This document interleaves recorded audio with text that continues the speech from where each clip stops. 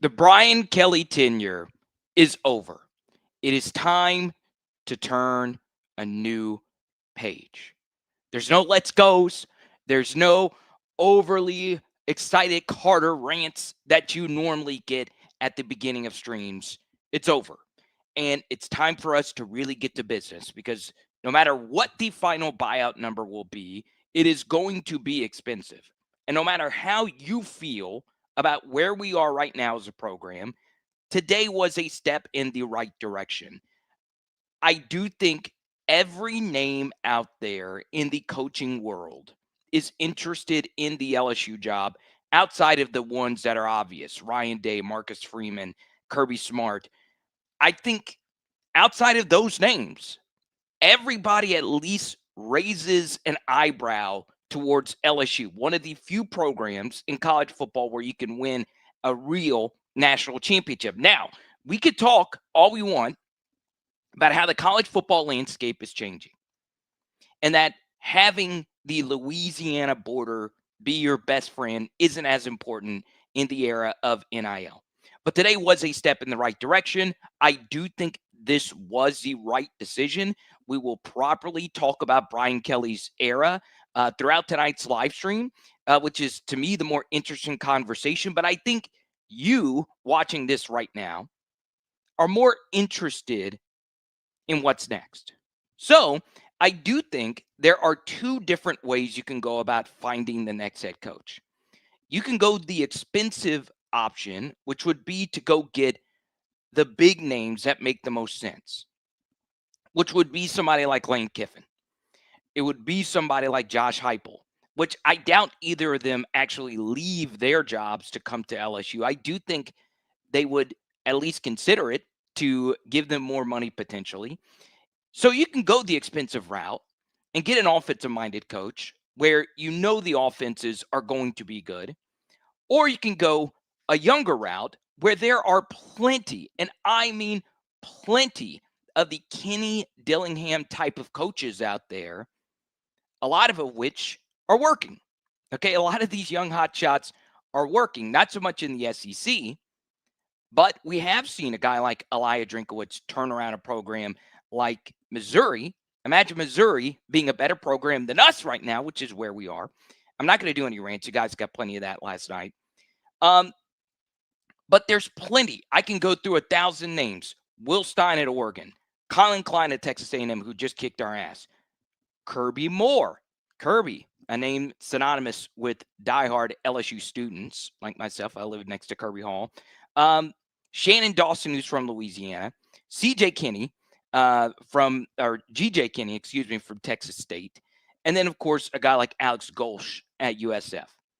So for the algorithm, I wanted to give you a bunch of names that would make sense in the immediate future. And then, of course, those are all offensive names. We can get into more CEO types like a John Summerall. But the truth, as TJ points out, is that a lot of you are celebrating that Brian Kelly is fired. Now, I do want to be clear. I do have friends in that building, and I don't want to be the ilk that I am dancing on their graves because there's a lot of younger coaches. There's a lot of coaches that have made drastic changes in their livelihoods to come to LSU. And a lot of them are getting paid handsomely. They are. But they're probably going to be out of a job here pretty soon. But to put a bow on the Brian Kelly era, this was one of the worst coaching jobs in SEC history. I don't think that is hyperbole. Because, yes, if you look at Brian Kelly's records, sure, they're great. 10-4 in year one, 10-3 in year two, 9-4 in year three. That's way better than Billy Napier. Way better. And he was 5-3 this year. But Brian Kelly always preached the word process. Process over results. It's about the process. That's something Nick Saban has done. And maybe you give Nick Saban a call. I do think everybody is interested in the LSU job outside of the names that we started off tonight's show with. But It is so important to understand how badly Brian Kelly bungled the last 4 years at LSU. Now, did the landscape change? Did the SEC get harder? Yes, all those things are true.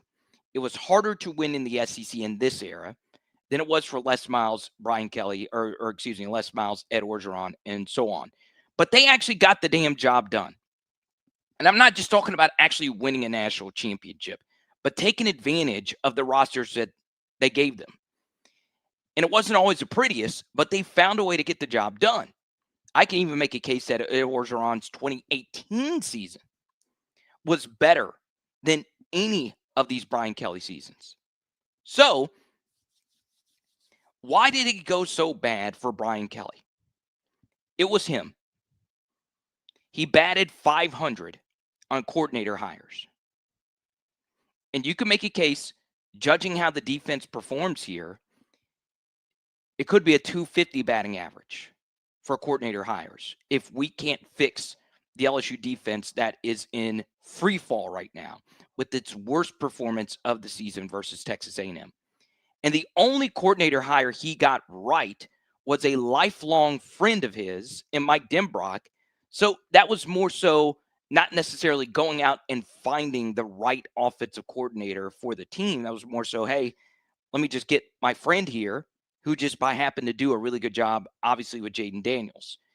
But Brian Kelly simply did not do a good job coaching this team. And there's going to be a lot of former players that talk about these words like physicality and all of that. And yeah, there were instances where you watched LSU and we were soft mentally and physically. But the truth is, when you pick apart the 10-4 2022 season, so much of that season was masked by the simple truth that we went to the SEC championship game in one of the final years of the archaic West versus East format. We wouldn't have made it if the format now was in place then. And we won a lot of miraculous games that year. And basically, everyone said, okay, this is year one, when we were turning around a roster of, 30 players? But that was a peak. In 2023, it was the best offense to never make a college football playoff. In 2024, it was another season where you won 2 games that ended up being big in the grand scheme of the SEC and the grand scheme of the college football playoff picture that you should not have won. The South Carolina game, you got very lucky. Their starting quarterback got hurt, and then, of course, the Ole Miss game, I've shared plenty of times. How many times over and over that game could be played and we lose? We just happen to win, thanks to Kyron, Garrett, and so on and so on. But 2024 LSU will always go down as the worst coached team in LSU history. And I'm not sure if it's close. I am not sure if it's close. We are the worst coached team in the SEC by far right now. By far. Well, what about Kentucky? That's expected. What about South Carolina? At least Shane Beamer got his team knocking on the door of the playoff last year. We stink right now. We stink. And what were we given this year? We were given a $20 million roster. We were given all these off the field coaching hires in the form of Petito and Bolden and Martin. All these guys coming in to believe in Brian Kelly and the future of LSU football. And what did Brian Kelly do? He failed them. He failed them by running it back with Joe Sloan, which I was very skeptical of, but I also understood. And by running it back with one of the most ill-equipped offensive staffs I can remember in LSU football history. So we threw a lot of money at the problem when the problem was staring us right in the face. Now, for me as a commentator, it's going to be tough for me to parse all of this as we move forward as a fan base. Because I would call out how lucky we were to win so many games under Brian Kelly, how much close game luck we actually had. And I hated the fact that I wasn't more vocal about it. And I caved to some of the criticism that I would receive calling out those games. But it even goes further than the results. Behind the scenes, you would hear of staff discomfort. You would hear of players not being fully on board, not having the same leadership, especially when Jaden Daniels left, who, as we all know, is very professional and on top of things.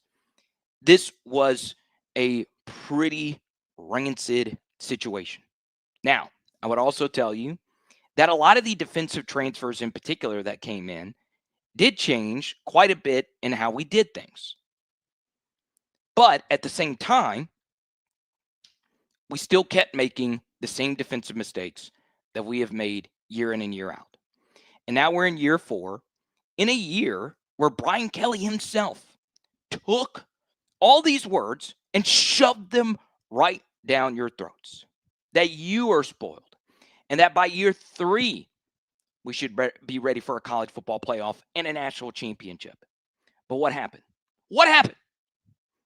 Well, nothing. And then we go one step further. And there's going to be plenty of people that bring up, hey, the buyout is just too much. LSU has dilapidated libraries, all that BS. I went to LSU. Went to the library maybe 2 times. I care about the football program. But is there a lot about what's going to happen next that concerns me? You bet. LSU does not have a president right now. We forced out a good president in William Tate who cared a lot about LSU athletics, and he's gone. And now we're in a position where we are about to go into a coaching search where we simply don't know if the athletic director that is currently sitting at LSU is going to maintain his position. An athletic director with deep ties to the city of Baton Rouge, and Scott Woodward. Does he go next? I don't know. I don't know. Now, I'm not Mr. Insider. I'm not Mr. Reporter. I'm Mr. Analyst. I do have a journalism degree. It's just not really what I do. I'm a commentator. But I have been sharing what I've been hearing as far as the buyout is concerned. Earlier today, I shared that Frank Wilson was going to be the interim, and so on and so on. So who's going to call plays? I would like to think it's going to be Alex Atkins. We'll see, though. We'll see who gets let go. What I know, though, is that even outside of the $40 million or $54 million or how much it's going to cost Brian Kelly, it's going to cost more than that because you got to clean the staff out as well. And then use that money that you have left over to go get someone else, which hurts you from going after Lane Kiffin, Josh Heupel, and some of these dream names, even Kenny Dillingham, who would make a lot of sense, who ironically is younger than me. So we shall see what happens. Now, before I get to any of your super chats, please keep the conversation civil. And after 13 minutes straight of commentary, I will tell you this. I am excited as hell. I am going to be positive. I am going to be optimistic. Am I really concerned that a governor is going to be involved in this process and has been involved in this process? Yes. Politics and sports don't mix, especially in this context. It does mix, but in this context, save for the political views, I don't want to get into all of that. But since the governor is involved in this, I would like someone else to head the ship, if you will. And I don't think he's going to head the ship, but we'll see. But the ship must be steered in a direction for the college football future. Outside of a guy like Nick Saban, I am not sure if I want an older coach to come back into the fray. I would prefer someone younger, and I think it will be someone at least 50 or younger. So we'll see. We'll see. Here we go. I'm already getting called liberal and conservative in the chat. Huh? That's what happens. That's what happens. Yeah, tonight's stream is going to be a debate. Kidding. TJ says, we're partying in the streets tonight. Carter bringing the DJ set. Jay Smacks, we fired Kelly. Why isn't Sloan and Davis gone too? Let's go to Drake Taylor. First, I would be patient on that Jay Smacks to answer that question. Let's go to Drizzy. Thoughts on Kelvin Shepard? This is going to be a very popular name. Look, out of all the names out there that are feasible for this job, that one would personally excite me the most because I know Kelvin vaguely. I'm not close with them. We're at LSU at the same time. We would see each other in passing. I interviewed him a few times as a student media member. So as a friend, if you will, I would be a big fan of that. And, well, we had the first like big viral Kelvin Shepard tweet before the season. I was like, hold on, we're not making a big enough deal that a 37-year-old defensive coordinator from LSU just got this big job with a contending team, and he's exceeded expectations for this season. So, I've said it plenty of times with Kelvin Shepard. He is going to be an NFL head coach in the near future. Why would he come to college when he is a defensive coordinator on a real contender? And the Lions are probably going to be a contender for not only this year, but the next. Let's go to Brian. The most unphysical LSU team in history is its legacy. The Brian Kelly era ended spiritually for me after the 2023 Florida State humiliation ritual. All right. Boris says higher than Notre Dame coach. I like your laugh in my tone. I'm guessing you did the laugh in my tone. All right. I will go through the names that I searched long and hard for that don't really make any kind of sense that are currently big name head coaches. Ryan Day, Kirby Smart, Kalen DeBoer are never taking the LSU job. Marcus Freeman's not taking the LSU job. In fact, he was coach number 5 on this list for me.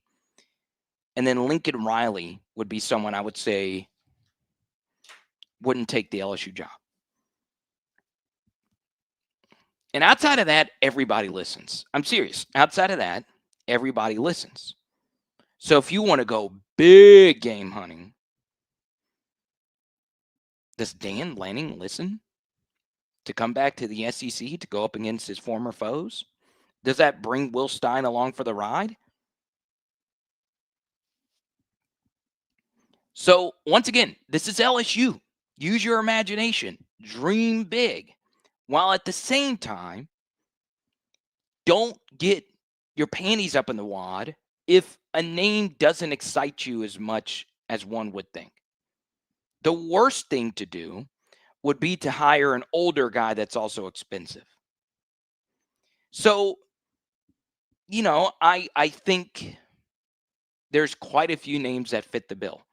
It's interesting, when the Texas A&M job was open, there was serious Mark Stoops steam.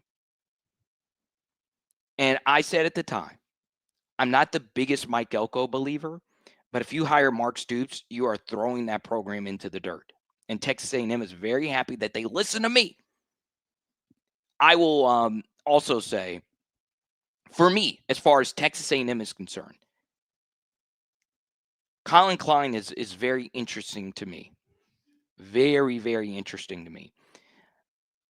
But if you want someone with some head coaching experience, go for it. Does Clark Lee listen? Does Eli Drinkowitz listen? If you absolutely need head coaching experience, then go down that route. But I do think in the current day and age in college football, cost does matter. So here's the good news. There is no salary cap when it comes to getting the next head coach. You could pay as much as you want to go get whoever. If there's some billionaire out there watching this and he's like, hey, I want Nick Saban back, let me give him $25 million a year. Nick said, hey, Miss Terry Saban is always open for phone calls. Not him. Does Nick come back for that number? Probably so. I doubt game day's giving him that. So you never know. You never know. And I will also tell you that you shouldn't overpay at the same time because we're all guessing with this stuff. We are all guessing. There is no sure bet. We thought Brian Kelly was going to be a high floor hire. We really, really, really did. Well, guess what? He actually did give us a relatively high floor. We won a lot of games. But it's how those games actually unfolded that mattered as well. Okay? Freeman is Brian Kelly 2.0. Y'all, yes, he's lost to Marshall in Northern Illinois, but he's good. He's better than Brian Kelly right now. Frankie says, all aboard the Lane train. Okay. I'll talk about Lane Kiffin. Because what if the powers that be are listening right now and they're like, hey, would you pay what it would take to get Lane Kiffin to LSU? So Lane Kiffin right now makes $9 million a year. $9 million. So for him to come to LSU, you would need to give him probably no less than $11 million to $11.5 million. That's a lot of money because you not only would have to give him that, you would need to also give him a metric F ton of guarantees in terms of his own money, his staff's money, his NIL money. Do we have those types of bags? No. Yes, potentially there's always someone out there that can be convinced, whether it's Todd Graves or some Silicon Valley LSU supporters, which they do have, by the way. It's public record. You can look those names up for yourself. They remain in the shadows, though. But we don't have as many big donors as, let's say, an SMU or someone like that. But we do have a lot of money. We do have people out there that have that moolah. If they could for certain get Lane Kiffin here, they would do it. I think they would do it. Okay. Give you Kurt Signetti. No. Now, here's what I want to do for this stream. I want in the chat, do you want me to talk about more names? Because I've already listed most of the names that I have here. Okay. Do you want me to go through more of these names, or do you want me to talk more about this tenure? Because I think talking about this tenure is more important right now than the future, and I'll tell you why. Because if we don't learn from our immediate past, what are we going to gain from our near future? So, and I see a few of you want to talk about names, potential head coach. Okay, we'll mix in both. One thing about the Brian Kelly era that I do think is so important. You look at the Les Miles tenure, and we chalked up so much of what Les Miles did wrong as to him being stupid. I'm serious. And I'm not talking about the nefarious off-field activities. I'm talking about how he talked, how he acted, how he managed games, time management, and all of that. Structure, every last little thing about it. So we chalked it up to him being dumb. And guess what happened during the Ed Orgeron tenure? The same thing. Now really think about this. The same exact thing happened to Ed Orgeron, where the teams were grossly mismanaged, running the same schematic mistakes time in and time out. Poor, ironic timing here, timeout management. Poor coordinator hires. Poor roster management and development. even though Ed Orgeron's recruiting and scouting was really good. Really, actually, it was elite. It was top of the line. So why did we hire Brian Kelly? Well, Brian Kelly was the antithesis of Ed Orgeron, the antithesis of Les Miles. He was the opposite. He was well-spoken. He was mostly great between the headsets.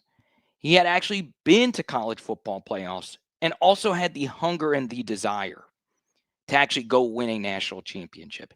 He was all of those things. And the last thing we thought he was going to be is actually bad at coaching football. Now, did some of the Notre Dame fans sound the alarm for how poorly the program is being run in the final couple of years of Notre Dame football? Yeah, they did. They did. They did that very thing. They tried to tell us and we didn't listen. And it's the meme. You know what? The haters were right. Give one to the haters. But even as bad as Notre Dame fans made it out to be, those Brian Kelly teams rarely hit rock bottom. Even that 4-8 team that went bad only had one game that season that was not decided by single digits.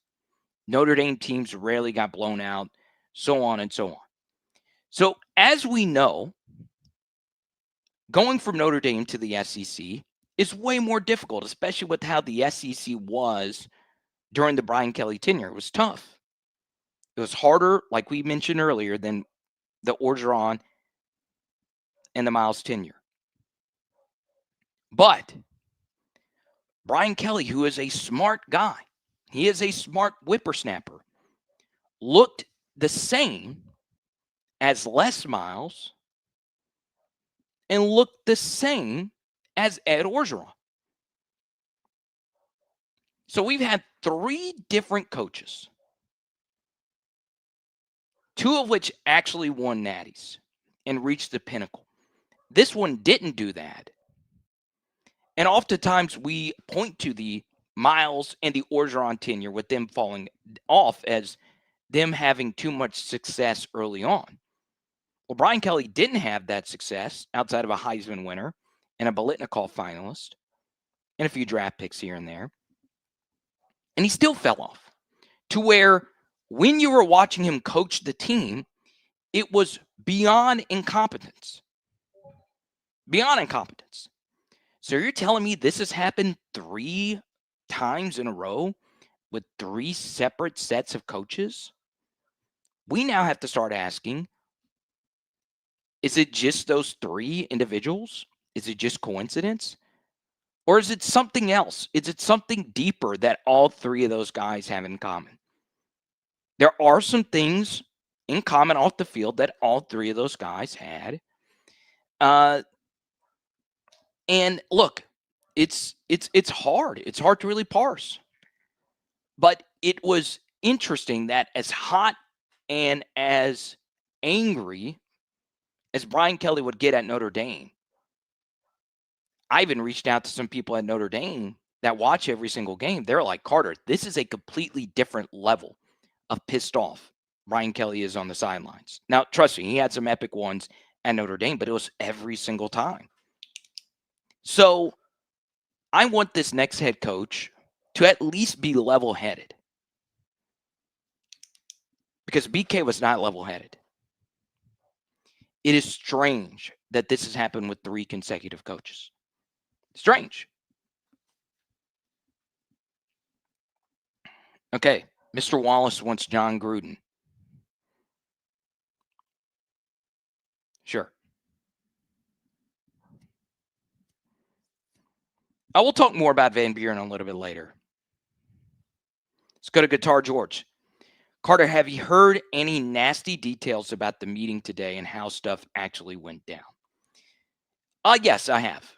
So I normally go live on Sundays at 8 p.m. and we normally have Blake on, and we normally have a ton of comments and all of it. We went a little bit earlier. I wanted to go live again at 8, but I just went on ahead and clicked send because it was time. It was just time. You guys were just ready to go. But part of why I wanted to go live at 8 is that there was a team meeting at 8 Central. And I tweeted that out. This is why I don't like to be the source guy, where I'm not the one normally breaking these kinds of news. And a national insider already had it out. So it looked like I just copied that guy. But I had the text from someone on the team told me that there was going to be a team meeting. But that's why I don't do the source stuff.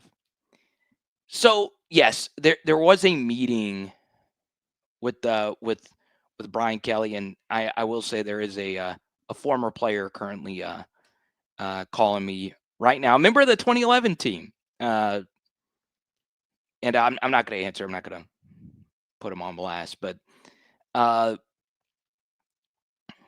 anyway, or if he wouldn't care if I get $100 super chat, I'll tell you who it was.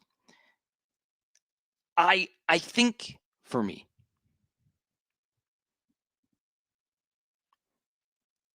Brian Kelly had a meeting earlier today, and there were some ultimatums listed for if he were to keep his job, he would need to get rid of a few of the offensive assistants. And there were some disagreements for how that was actually going to happen. Then I also heard that BK was open to actually letting this guy go, and then it just got heated. And there was all this back and forth. And to make matters worse, you have the athletic director currently in limbo here as well. And then you have a governor involved, you have a lot of money involved, and then you also have to build a staff for the rest of the season. All the defensive coaches are probably going to keep their jobs. That's rare when a head coach gets fired. Normally there's more change there. I also think with some of the other firings and the interims having success, I think there were some people just wanting to see a better product as you just have raised ticket prices. I also want to put out there that, and I brought this up in last night's live stream with the Whopper jokes that we tweeted out earlier today. God,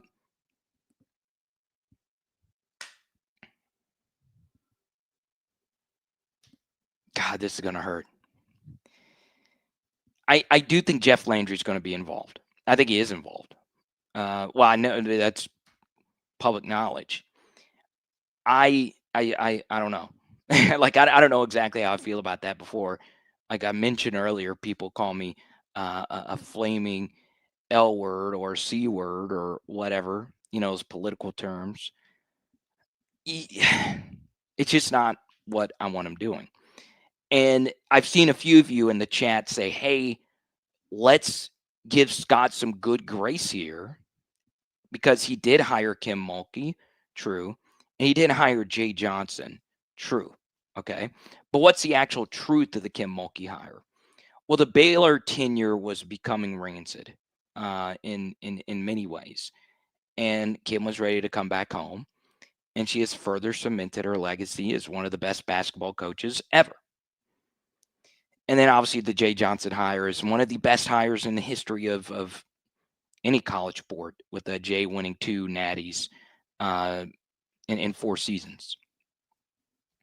But Matt McMahon has been a Scott Woodward decision. Maybe not so much in the hiring, because obviously with all hirings, it's collaborative. But in the non-firing, we'll see how Matt McMahon does this season. So our 2 biggest money-making sports are a disaster right now. So we'll see how that plays out. As far as Scott getting canned, I wouldn't undersell the fact that he is a Louisiana native. He is from Baton Rouge. He's political in nature. He is a great talker. So I could see Woodward surviving this, even though I do think for LSU, I would prefer someone else to make this hire. I would. One other thing as far as athletic directors are concerned, there are more 80s that jump ship in moves that seem semi-lateral than one would think. There's been a lot of those. Trev Alberts being one over the past 5 seasons that didn't make a whole lot of sense. So, do you want to go cheap on your football coach or cheaper, but overpay for an athletic director? So the economics of all of this is very brutal for LSU, not just in that you have to pay Brian Kelly as much as you have to pay him to walk away, even if the buyout is renegotiated. You do, however, though, have to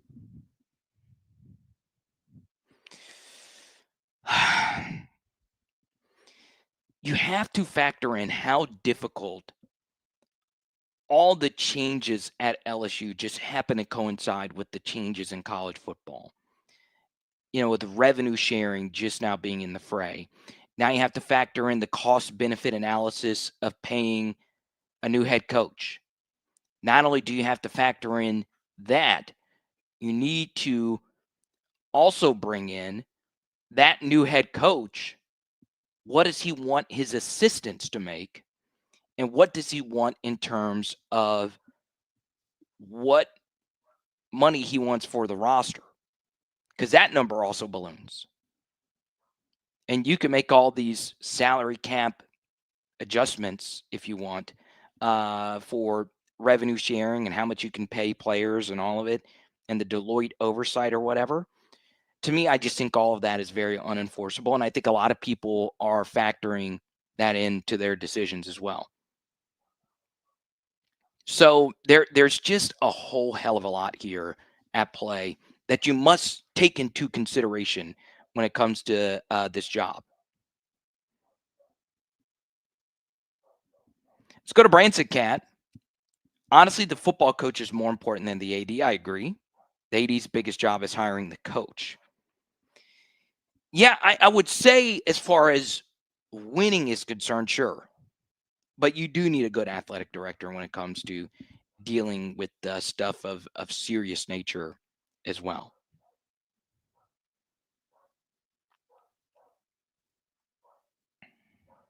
Landry, well, I'm not going to get into that.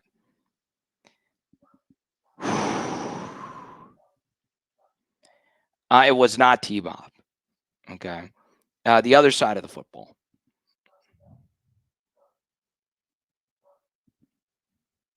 Let's go to AP. Signetti hasn't played anyone that matters. Well, he just beat the hell out of Oregon. Let's go to Caucus. Do we bring back Dave Aranda? Caucus, one of our many patrons in the chat. No. Let's go to Joe Boyd. There are not enough good coaches in college. Could not be further from the truth.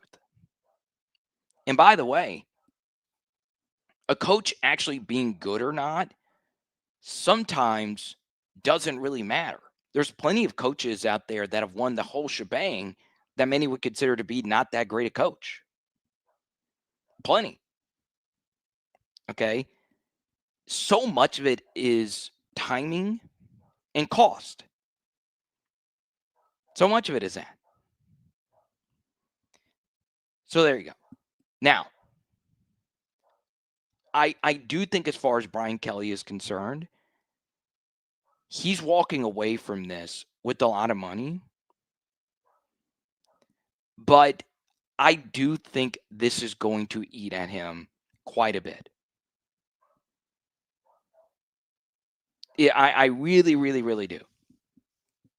And for that, I am a bit sympathetic. And I know that does not sound popular. He is getting paid more money in a year than I will make in my lifetime. Actually, no, that's going to change because we're going to break a YouTube super chat record tonight. Ha ha ha! And I'll give some of it to the buyout. But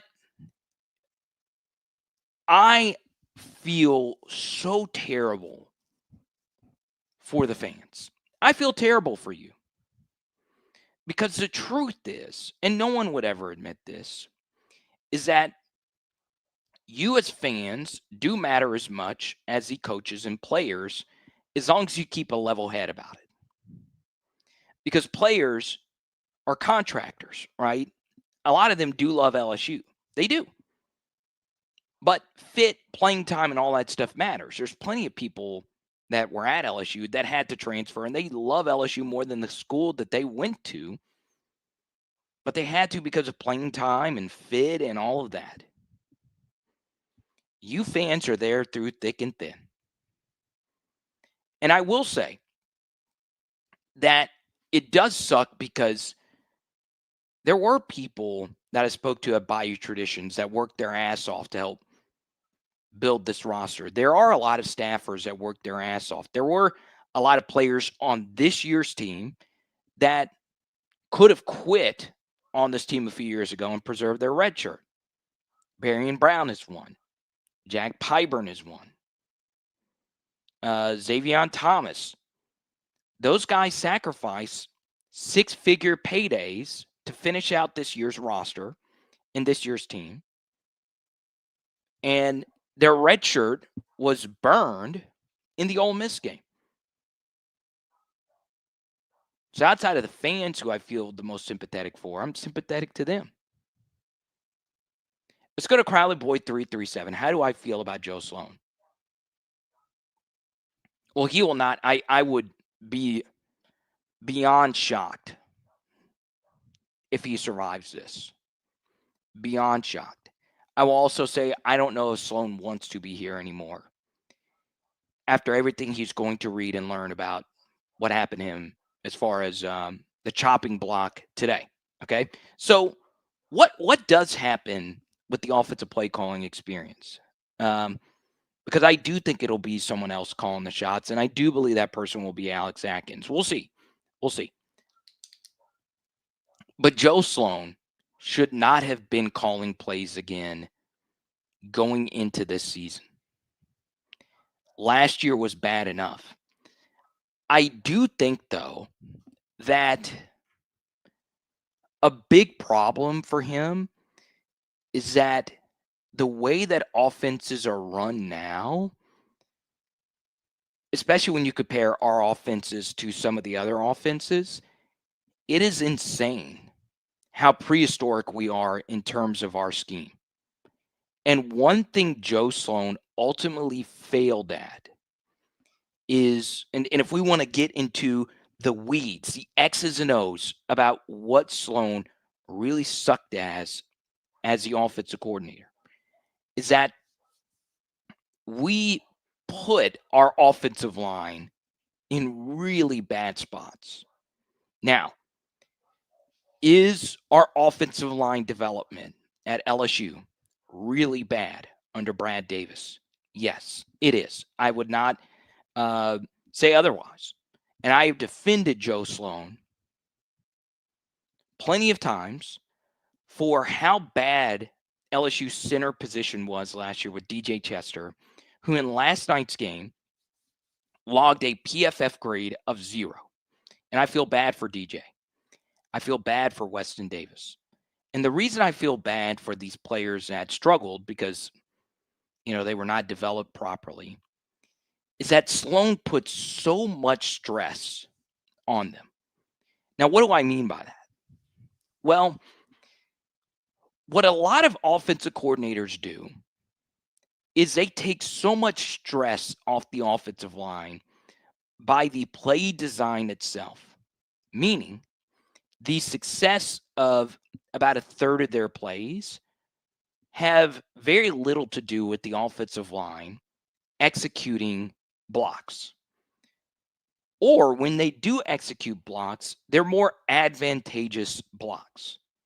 One thing that I wish LSU did more of during the Sloan era, and I actually gave suggestions of the different plays that I want, not only publicly, but on Patreon. And by the way, I do feel unqualified at times to tell coaches what plays they should specifically run. Full disclosure, I have spoken to Joe Sloan before just via messaging, but I've never sent him a play design or anything like that. But I have publicly done stuff, and I know he's watched the channel. He's watched the breakdowns. Okay. If you look at a lot of the things that Texas A&M did last night,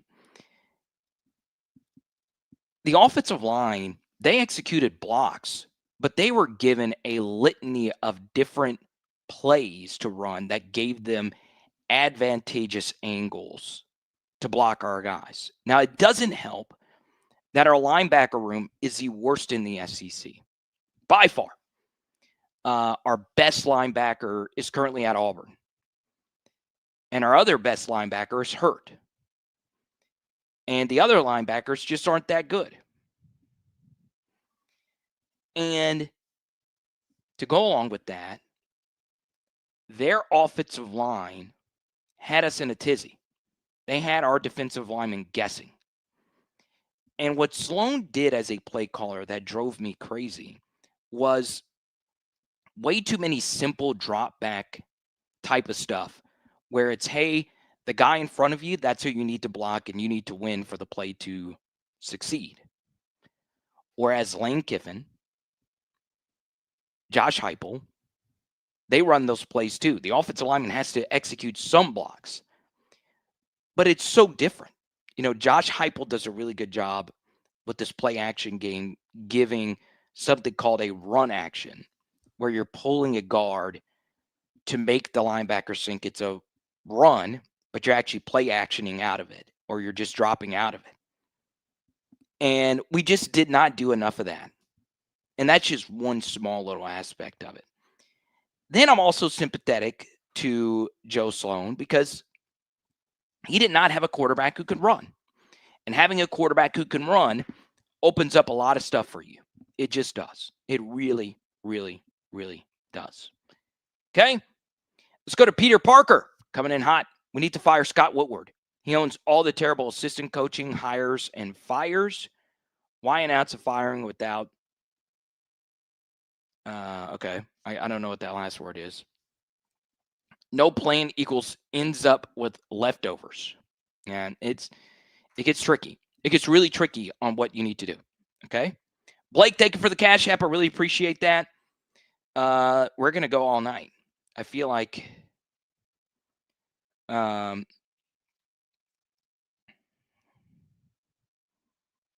feel like I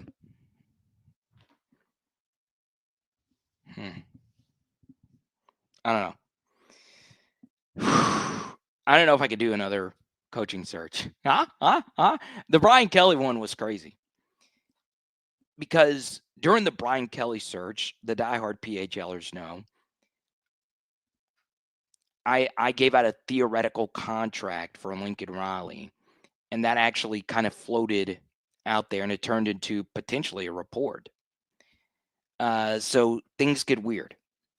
I will assure you one thing over this next coaching, searching, I guess you could say rumor mill.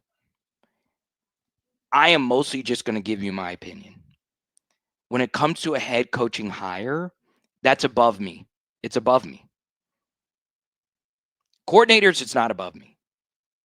Coordinators, you sometimes get leaks as far as that is concerned. It's still pretty much above me, though.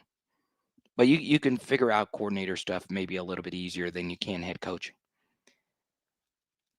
I want it to be known that unless by miraculous nature, Scott Woodward, for some reason, texts me or whoever's making the decision, I will be transparent and say that that is what happens, okay? Because my name got attached to the Lincoln Riley stuff when it was clearly just my opinion. Clearly. Let's go to Bryce, who was someone else that called me during this. Thank you so much. So Bryce is my lifelong LSU BFF. He was at my wedding. I was at his. And I drank a lot at both. Bryce, thank you so much. I really appreciate it. Check him out if you need tires in the Slidell region.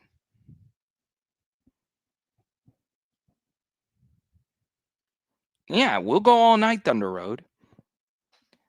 Not the first time I've said that tonight.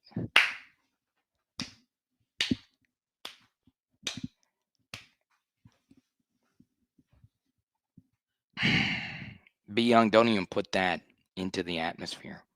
Don't even do it, because he's going to be the next head coach at Florida.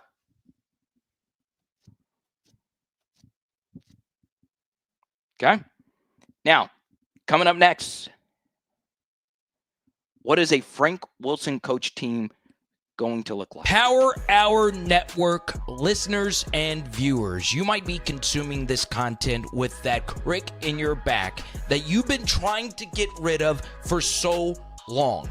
Take this as your sign today to book your appointment with LabordTherapy.com.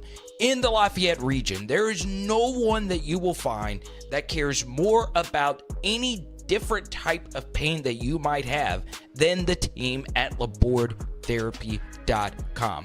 Book today. Once again, that's LABORDE therapy.com, or you can visit one of their 5 locations all throughout the Lafayette region.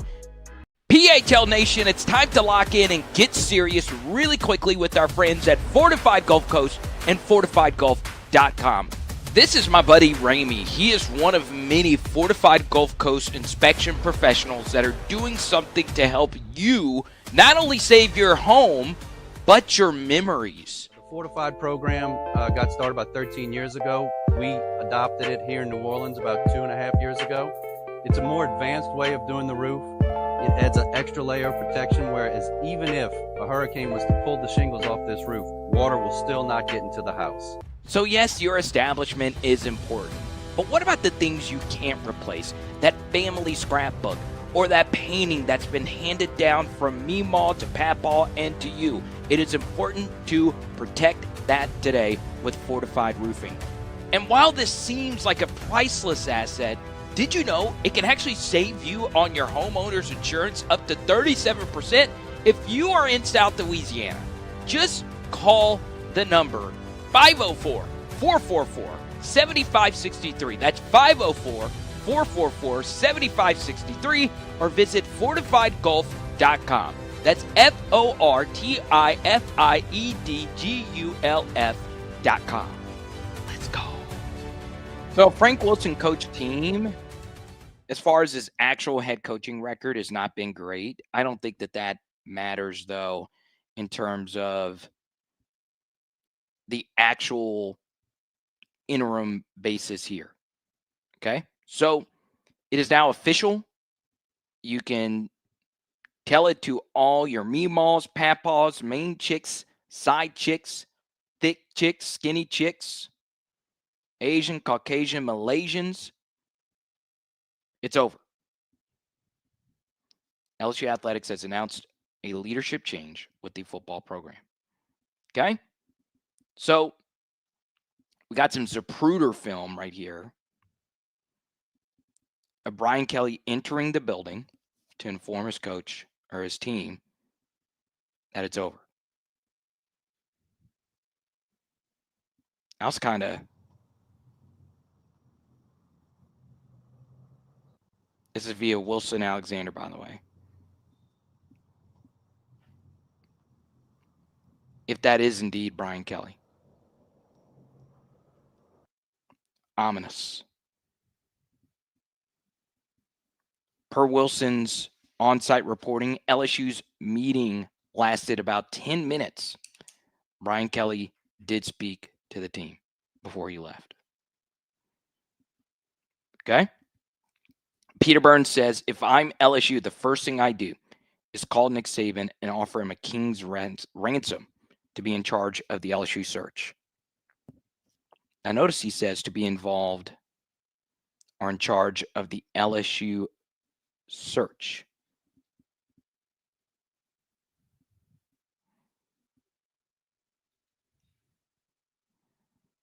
Players arriving to the meeting here. Pretty crazy. Brian Driscoll is cracking a beer right now. He took it from not only me, but everyone. Clay Travis basically saying what I said earlier. I honestly didn't see Clay's tweet.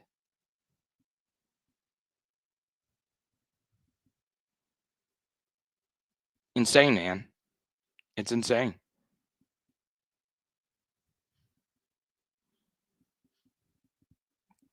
And look,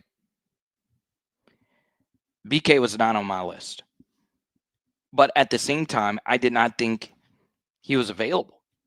If I would have had Brian Kelly as a potential coach out there, he probably would have been a top 5 name on the list for me. But my top guy was Riley. My second guy was Lane. And then those two were just so far and away. I think Napier was like 3 or 4 or 5. I know he was in my top 5. But you never know with these things. You honestly never know. Now, let me ask you this. Would you be comfortable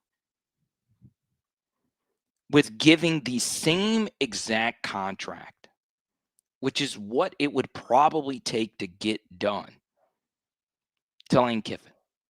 Would you want to do that?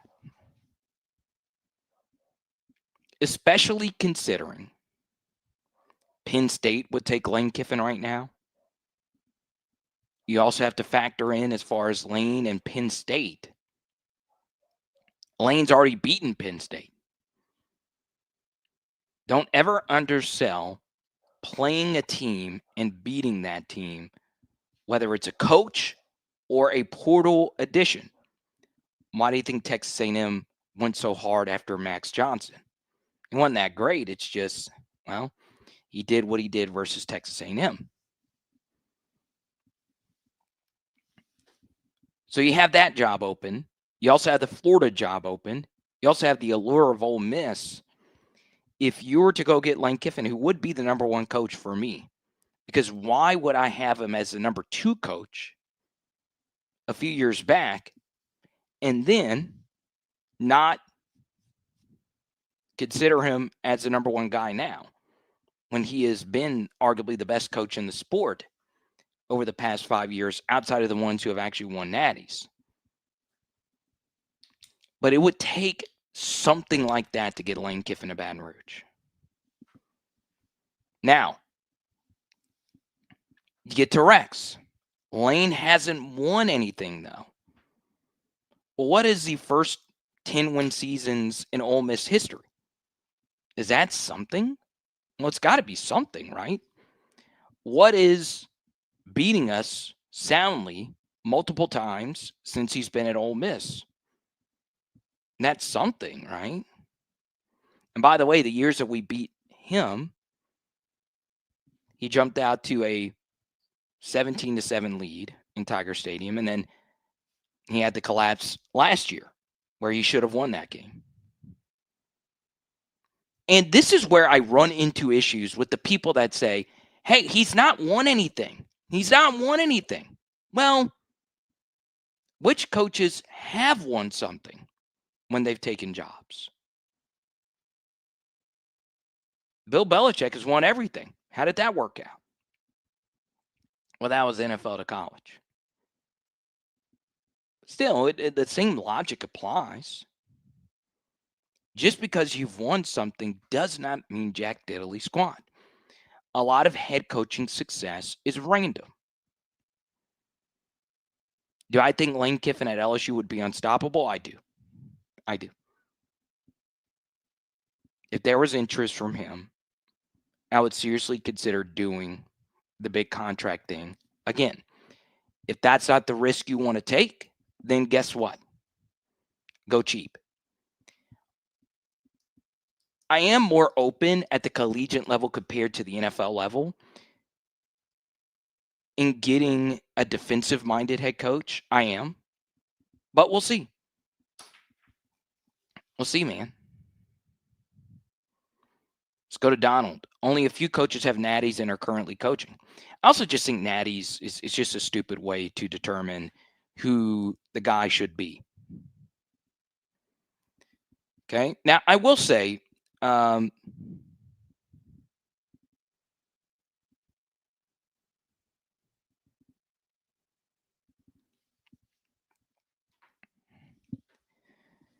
there's going to be a lot of discussions as far as what actually transpired during today. This is stupid to even discuss. But I do think powerful people were done with Brian Kelly yesterday.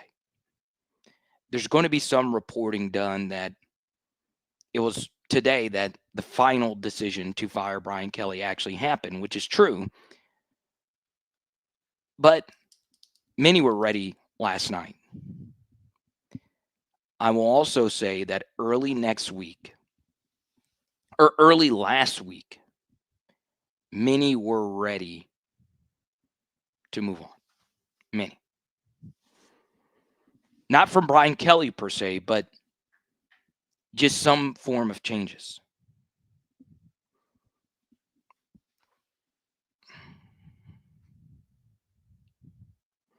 Let's go to Bobby. Could Frank Wilson theoretically do an interim job so good that you decide to roll with him as your head coach?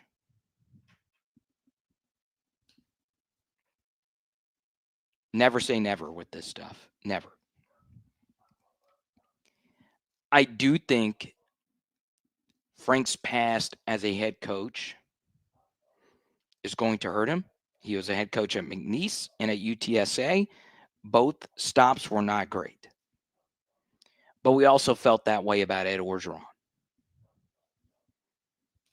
So, if we were absolutely cash strapped, hire the right OC, you might be cooking. The recruiting and the former players would be all aboard. But I just don't see that happening. I just don't. Let's go to Kane thing. Florida is not a better job than LSU. I agree with that, but how good is this job type of arguments are very different in the NIL era. It just is. Because so much of it comes down to how much money you have to work with. What about Kurt Signetti? No. He's got a $90 million buyout, Signetti. I think that would probably be one of the worst hires that they would make because of the cost. Unless he's willing to do something unprecedented, which is leave Indiana, where literally he will probably have a statue built of him if they make another playoff run. That's how good he's been at Indiana. Let's go to Sourdough Man. You need a younger, energetic coach who is adapted to NIL versus an older coach who struggles with today, leading to burnout. I mostly agree with that. I do. But I also think, as far as the NIL stuff is concerned, one of the key things you need to have as a head coach, and to Brian Kelly's credit, he had some of this, is you need to be able to adapt to new information. Now, let's go back to the offseason leading into last year. I do think some of the NIL organizational problems is not all on Brian Kelly, but it's partially on Brian Kelly. Because last year, in many ways, was a wasted year. Yes, we went 9-4, which was Brian Kelly's worst mark. But that was not a good roster. And it just was not a good roster. In particular, on the defensive side. So part of it is, why didn't Brian Kelly sound the alarm on that? It was pretty clear to someone like me that roster was not that great. In particular, on the defensive side of the football. How did he not know? And it was too late. We didn't have the NIL or the structure to figure it out. And then he lucked into the Bryce Underwood thing, ended up being a positive thing for him. He put $1 million of his own money into the pot. and it still didn't fix the issues. And that's a big problem with the Brian Kelly era. And we released this data on Patreon. So, we had someone go run these numbers. And the numbers clearly showed that this year's offense was the worst offense of the LSU era, of the LSU modern era, the Saban era to now. In 2023 was the worst defense. In 2022 was the worst special teams. Do you know how hard it is for a coach of Brian Kelly's caliber, with all these great players he's had at LSU? Now, one defense of Brian Kelly is, did we have the most loaded rosters at LSU? The answer to that is probably no. But were most of the rosters he had, in particular outside of 2024, still a top 5 roster in the SEC? Yeah, and he underperformed with it. But this is how bad Brian Kelly actually was. It is so hard to be so astonishingly bad in 3 completely separate phases of football in the 4 different years that you were the coach. And those 3 really bad phases, 2022 special teams, 2023 offense, and 2024 or 2023 defense and 2024 offense, those units being so bad is wild, considering that 2024 was a team that really lacked that top end talent. And we were still really bad in some areas of the game there. Also, something else, the development under Brian Kelly was really bad. Really bad. Let's go. Big Dog, thank you for the super chat. We really, really, really appreciate you. Shout out to Red and the crew. Kinder, Louisiana, home of Fostos and the Fried Alligator. Let's go.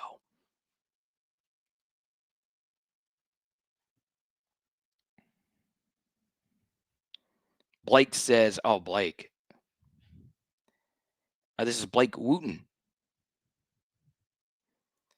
$5 he sends for Kurt Signetti. No. Les Miles. No. Bryant Vincent from ULM. No. Now, I'll tell you this.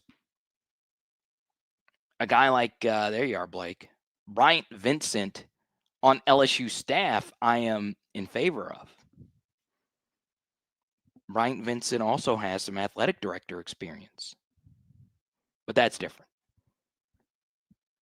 I think being an AD there and then being an AD at this level is a bigger jump up in terms of head coach to now.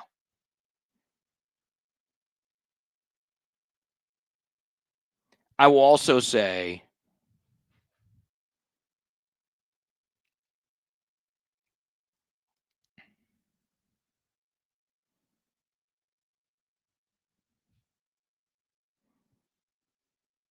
Debo Atkins tweets out, today is a great day. Dwight McGlothern, same thing.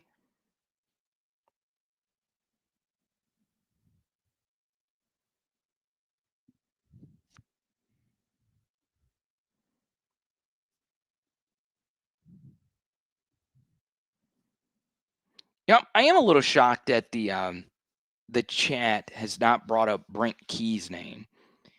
I think I mentioned him briefly a little bit earlier. The problem with Brent Key is that he himself is not flashy. He himself, personality-wise, is not really close to Orgeron or Miles, who were affably interesting. And then you compare him to Brian Kelly, who tried to be funny, and the jokes fell flat, but he knew that they would fall flat. It's a different kind of humor where Brian Kelly's in on the joke of him being lame. It's tough to explain. As a comedian, you break down this stuff philosophically all the time, but he would make jokes that he would know would probably fall flat or whatever. But Brent Key is not like that. Like Kenny Dillingham behind a microphone is exciting. These younger coaches would be exciting. Brent Key is meat and potatoes. Offensive line coach. It wouldn't be my favorite move. I think part of his success has been luck. He has had some really good close game luck. He's also had some close game unluckiness. He should have won the Georgia game last year until Carson Beck went off. But he runs a good program. I mean, he's a good coach. It would not piss me off by any stretch of the imagination if you went down that road.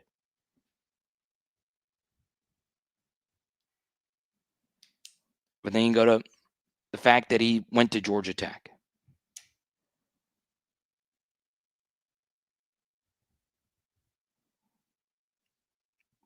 Let's go to Alex. He said he brought up Brent Key over and over.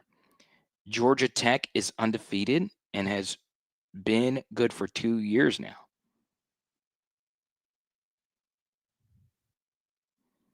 Let's go to LA Mom. She says, Carter, I'm guessing this coaching search will not end until the playoffs are done. Am I correct?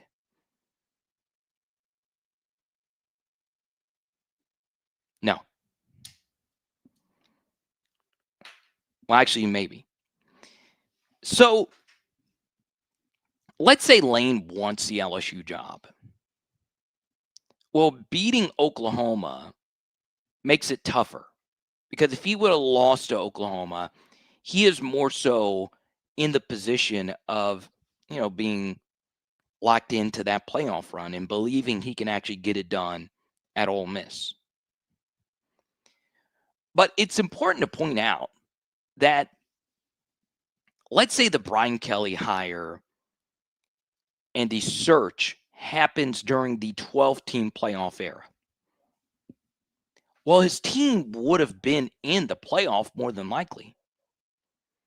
Part of Brian Kelly taking the LSU job was that he felt he could not actually win the Natty at Notre Dame and that he was getting all this guaranteed money to try something new at a generational job at LSU. And he was at another generational job in Notre Dame.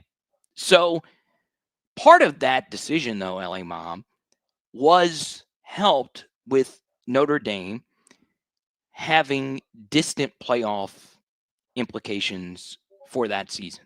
It helped. It really did. And the same thing is true with Lincoln Riley. They were in the hunt, but they were just outside of the hunt. So with the 12-team playoff, it does complicate things if you want to get one of these different coaches. So let's say we come together and we say some of these names I have written down here. Clark Lee. Well, if we want to get him and he's interested, he's in the middle of a playoff hunt, a generational playoff hunt. And then Clark Lee, how much money do you want? You're getting paid a lot of money at Vanderbilt. And if you actually, for some reason, win something of significance at Vanderbilt, you immediately become a legend, a beyond legend, if you were to win the Natty at Vanderbilt. Will Stein is at Oregon. He wants to make another playoff run. Colin Klein, playoff run. Shannon Dawson.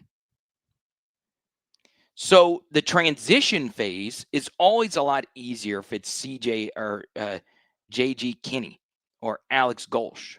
I think I'm pronouncing Kinney wrong at Texas State. By the way, Texas State's yard per play numbers are really good. That's one thing I look for pretty often.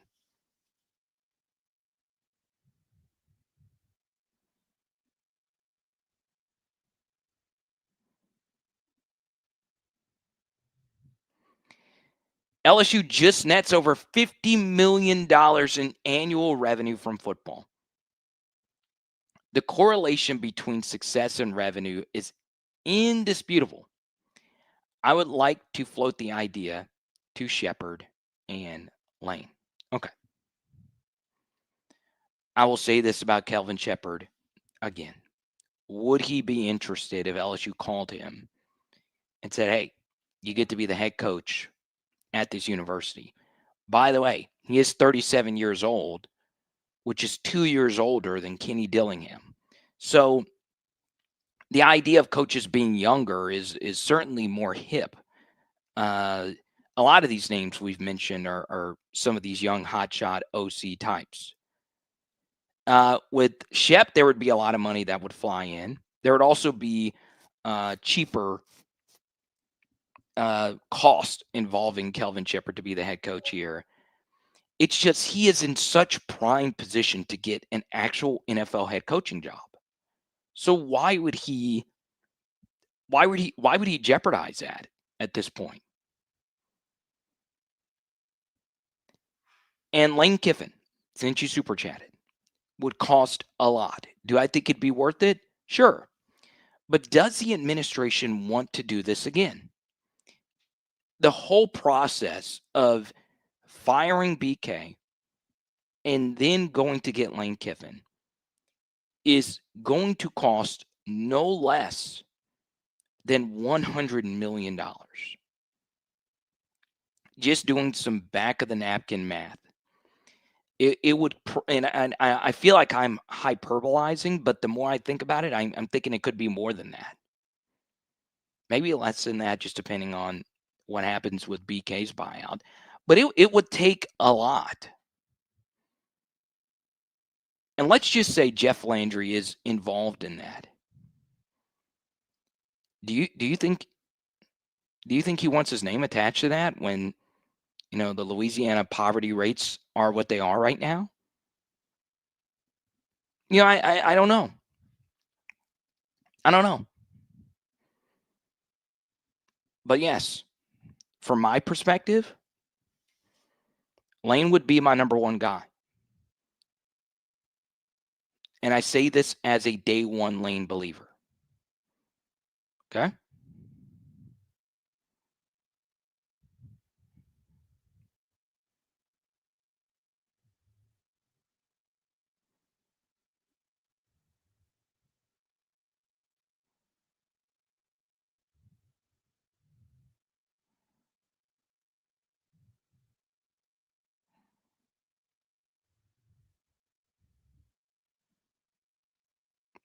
And this is interesting from a former coach. Y'all take Lane Kiffin and send Blake Baker to the Hogs. Yeah, we haven't talked about Blake. We haven't had Blake Wooten super chat. We've not talked about Blake Baker specifically, though. Where does he fall in all of this? I will say, if Frank Wilson, if it is official that he is the interim, I do think some would be interested to know why Frank Wilson would be rumored to be the guy when this could have been a good dress rehearsal for a guy like Blake Baker to be the next head coach.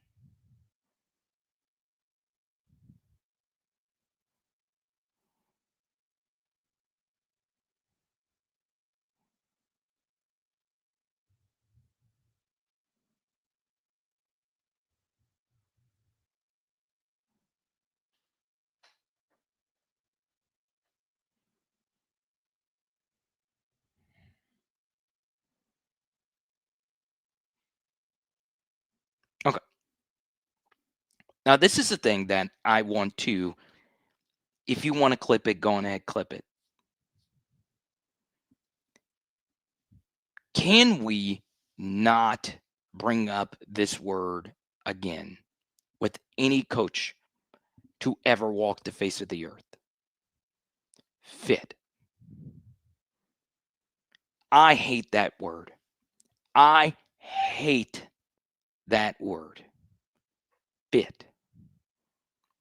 I want to talk about a coach who fits in perfectly with the culture that he coaches at, and that's Lane Kiffin. Lane Kiffin, in many ways, fits Ole Miss.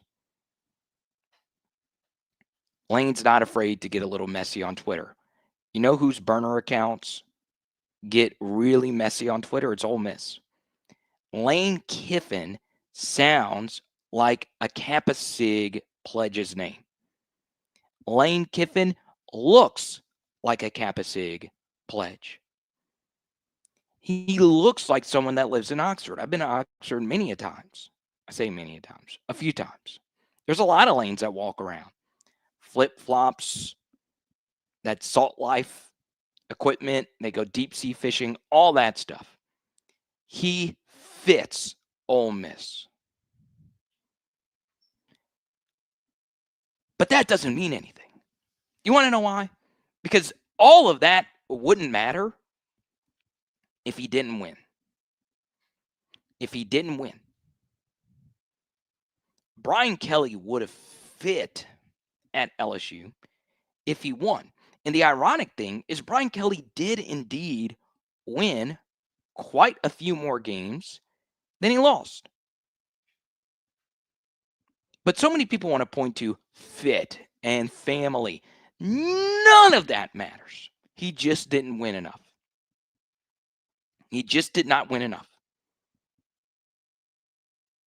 I get so sick and tired of people bringing up fit. Nick Saban, not from the South. Dale Brown, not from the South. Jay Johnson went from Arizona, coaching at Arizona, to now Louisiana. Fit is overrated. Win. I mean, there are so many business leaders that jump from one job to the other in a completely different industry, and you would say that that person didn't fit.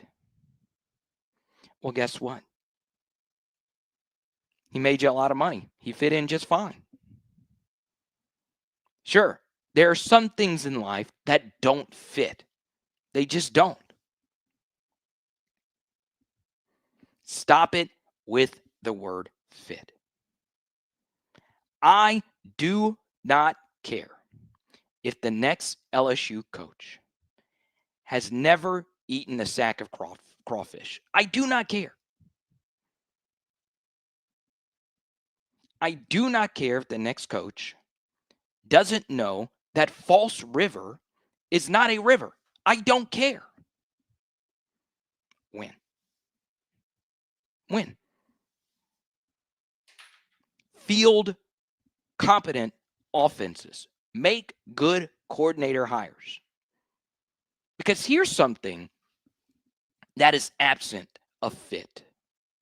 Do you want to know what that is? It's actually when you have one of these on. You know, part of why I switched to this headset, and I've shared this, is I forgot that I had a headset. And I said, look, I know I have a headset somewhere. And I just started doing high school play-by-play again. I do college basketball play-by-play as well, but I wanted to get accustomed to wearing this again. Okay? Why Brian Kelly sucked is he was doing this all the time. He was doing this. He was yelling at everybody else all the time.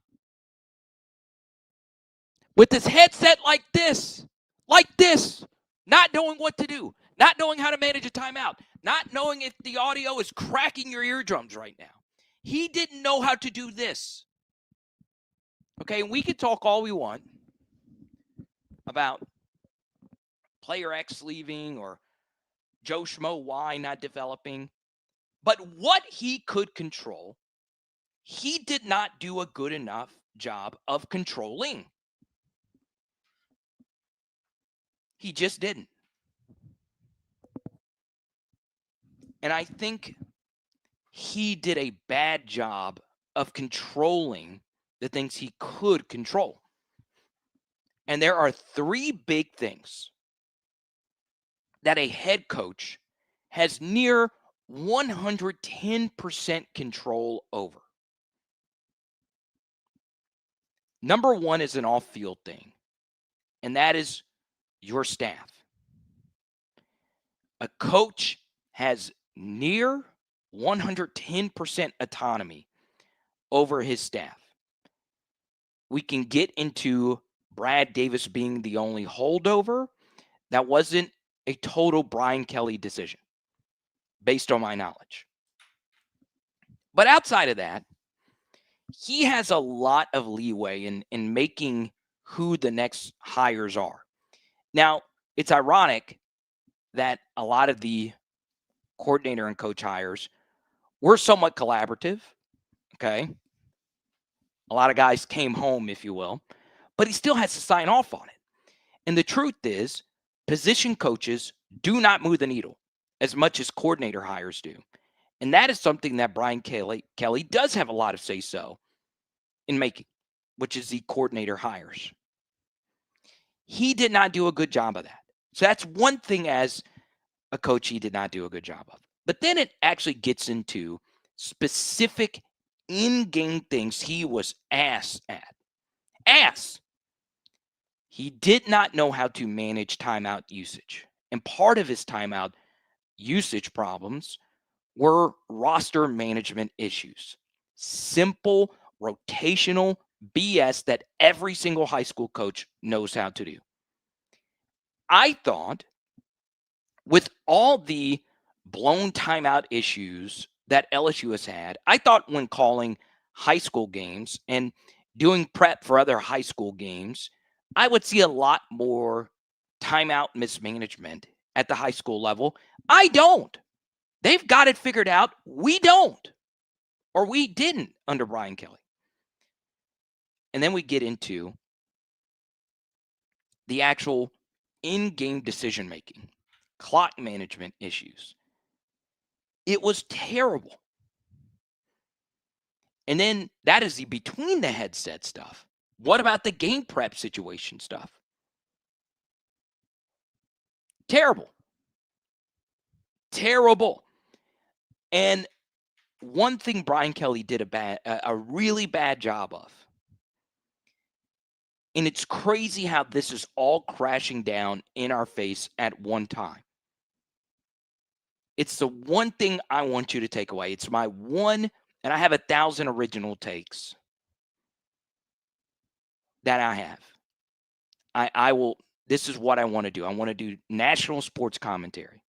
I feel like I am as good as anyone at doing this very thing. At times I believe that. I know that's not true. But you got to have that mindset. I have that ego, whatever. But I want everyone to take this away. If you decide to never listen to me again, this is one thing I've learned in life, almost a little too late in my life, is that the worst thing you can have is a mindset of thinking something that is good is in real life actually bad. It's better to just be bad. It's better to just have Chad Morris as your coach in many ways. Because you know he's bad. You know he's got to move on. And I actually don't believe that, but in some ways it is true. Now, in terms of bad, in terms of just downright atrocious play, we all viewed Ed Orgeron as a bad coach and Les Miles as a bad coach. It's stuff that we referenced a little bit earlier. Brian Kelly was bad, but we all thought he was good. And this tenure, in many ways, was accumulation of that. I myself should have been a little bit more skeptical of Garrett Nussmeier going into this season. I should have been. And in every appearance where I would defend Garrett Nussmeier on Blake's show or on other SEC programs or this show or whatever with the chat or whoever, I would always talk about Garrett's faults, his lack of running, the turnovers, in particular in the red zone, the deep ball throwing. I thought that was all going to get fixed, but it didn't. And I should have been more skeptical with the offensive line being as bad and him not being able to move and all of it. And I hate myself for it. I would also say, though, that it is crazy how much Harold Perkins has hurt this team. It is crazy to think about, because there's still so many people that still say, hey, we're not using Harold Perkins correctly. And some of that is true. There's an ounce of truth to that. But the problem was in 2022, we thought he was truly generationally great. And he was in those few games. And we thought he was great. And now we are here. So much of the Brian Kelly era was us thinking things that were good or things that were good enough were bad, and not having a backup plan for it. Look at last year's team. DJ Chester was so bad. We never had a backup plan. Never had a backup plan. Okay? I don't know why during that rant we had a bunch of people join our membership program. Welcome. Tigers NH04. David, welcome. BK was a Dale Brown of football. Oh, shit. Yeah, you done messed up. And Murphy J, you're the one that just super chatted. Oh, man.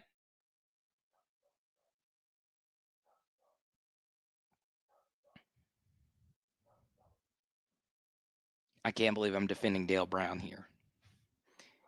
Dale Brown just turned 90. I don't want to turn this into a Dale Brown chat. Yes, is it true that when you look back at the Dale Brown era, that we should have actually won the whole shebang? Yes, with Shaquille O'Neal or Chris Jackson or whoever you want to mention. But Dale Brown was certainly better than Brian Kelly. Now, I feel like I'm not the most qualified person to bring that up. I mentioned Lee Feinswag a minute ago. I love Lee Feinswag. He's like the Dale Brown historian of all historians. I think Sibley would be better served, if Sibley's still in here, to tell me if that is indeed true or not. Okay. I just don't know if I want to turn this into a Dale Brown defense. Let's go to Fred. Who is the biggest booster driving everything? Oh, that's tough, man. There's always a Richard Lipsy who gets mentioned most with this. And then obviously there's Todd Graves. How much is his booster involvement?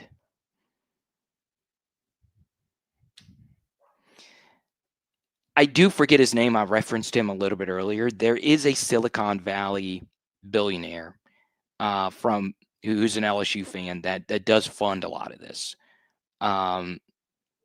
I know he gave a 7-figure sum to the program per a report. But that's way over my head. I think this is the name right here, Holden Spot. But I won't.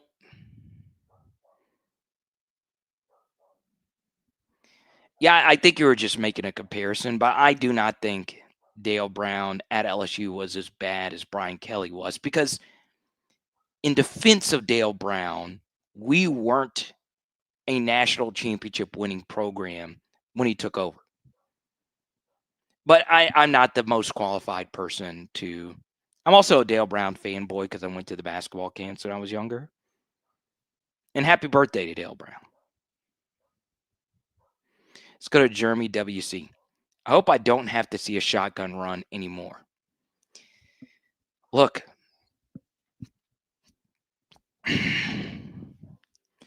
if I were to give you some of the NFL names that I would be interested in for the LSU head coaching job, I would get destroyed, banished from the internet. But I'm telling you right now, Harlem Berry in a Mike McDaniel scheme would feed families, would feed generations. My children's children would be fed. I'm not talking Chef Boyardee. I'm talking Supper Club filet mignon. And Supper Club, if you want to send me a little something for the mention, I know you could use the help. But Harlem Berry in the H-An role? Are you kidding me? I got to get a pillow for my lap. Huh? That is sexy stuff. Do you want to go to the NFL? Everything's going to an NFL model.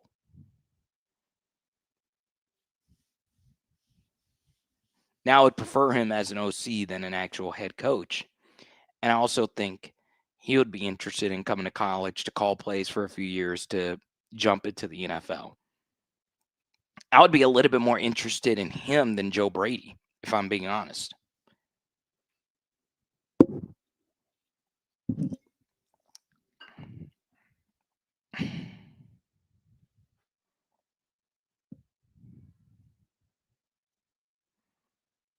But could you imagine? I'm just telling you right now, Harlem Berry in the H-An role for the LSU Tigers.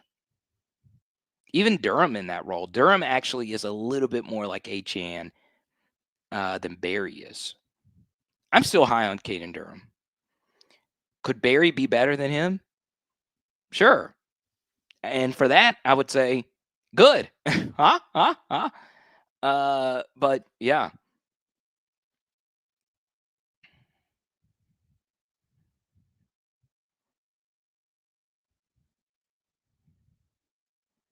I brought his name up plenty of time, K Trilliums. Dude, he like, if you actually sat and watched the plays, you would be like, damn. It's just that roster sucks. Think about it this way.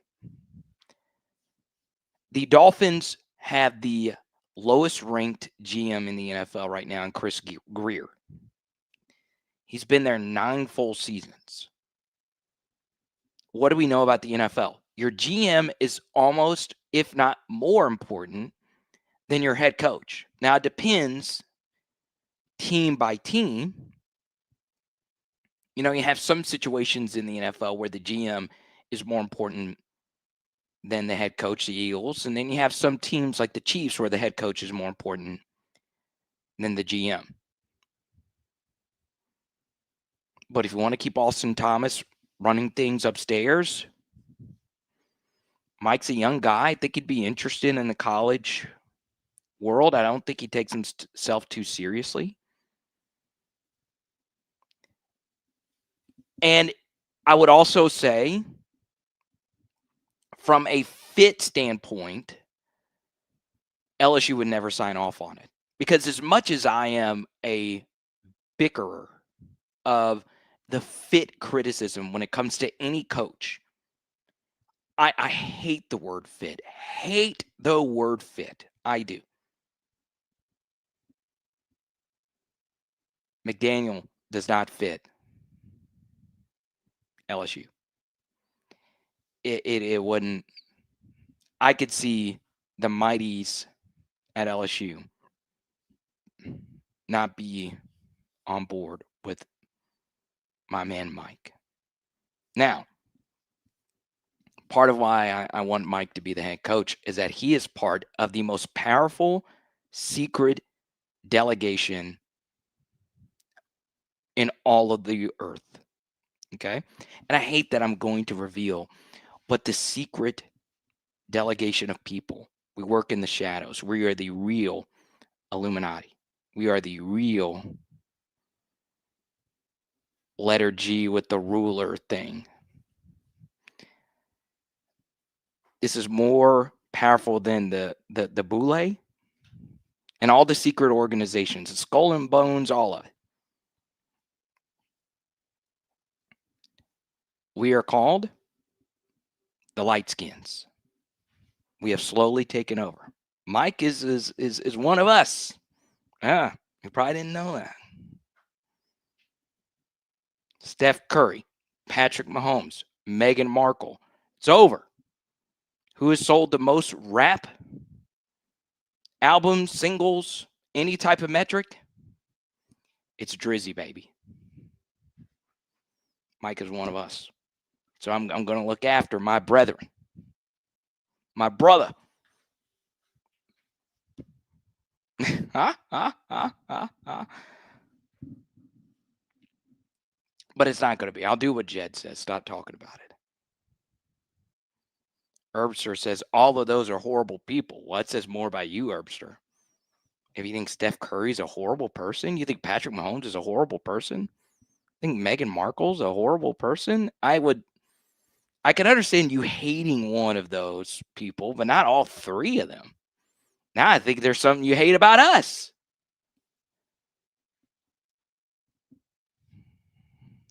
Do you really think my rant got Brian Kelly fired? It didn't, because I wasn't the only one screaming. The only time I will ever be liable for a coach being fired is what happened with Matt House. And people still strongly do believe that the video that I tweeted out got him fired. And if it did, I'll take ownership of it. But I don't think it did.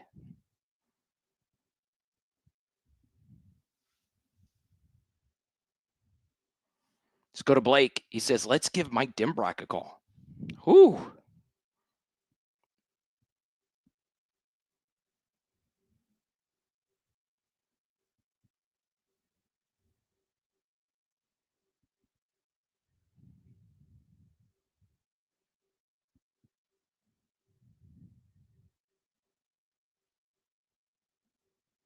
I just...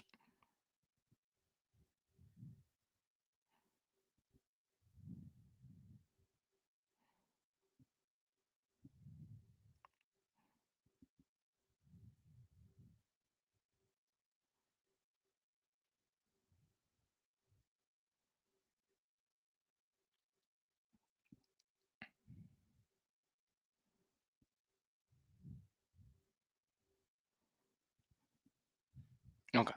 Now, am I okay? I'm fine. Other than the biggest thing that happens when you do this for a living, yeah, I'm honestly straight. I am. Am I a little tired from all the live streams and all of that? Yeah, sure. After last night's 2-hour live, I cut 3 film studies. You shouldn't feel sorry for me. It's a great situation to be in. I'd rather have film studies to cut, considering this is my livelihood. But, yeah, I mean, am I a little tired? Yeah. Was today very frustrating? Yeah.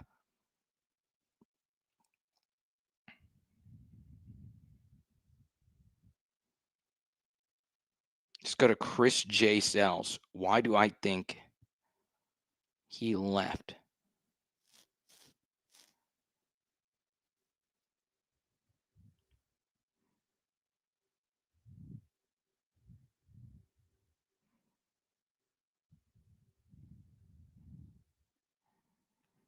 You know what's interesting, though? When we think of national championship runs or just Super Bowl runs, unless you have Patrick Mahomes or Tom Brady, you really only have 1 year to go get it done. There's always that one roster that you need to actually get it done with. And that roster was 2023. And Jaden Daniels. But you didn't get it done. And you're given a mulligan from having to play the difficult season opener versus Florida State. Now, did you get unlucky that the 12-team playoff wasn't around? And could Jaden Daniels have won the whole 12-team playoff? Sure.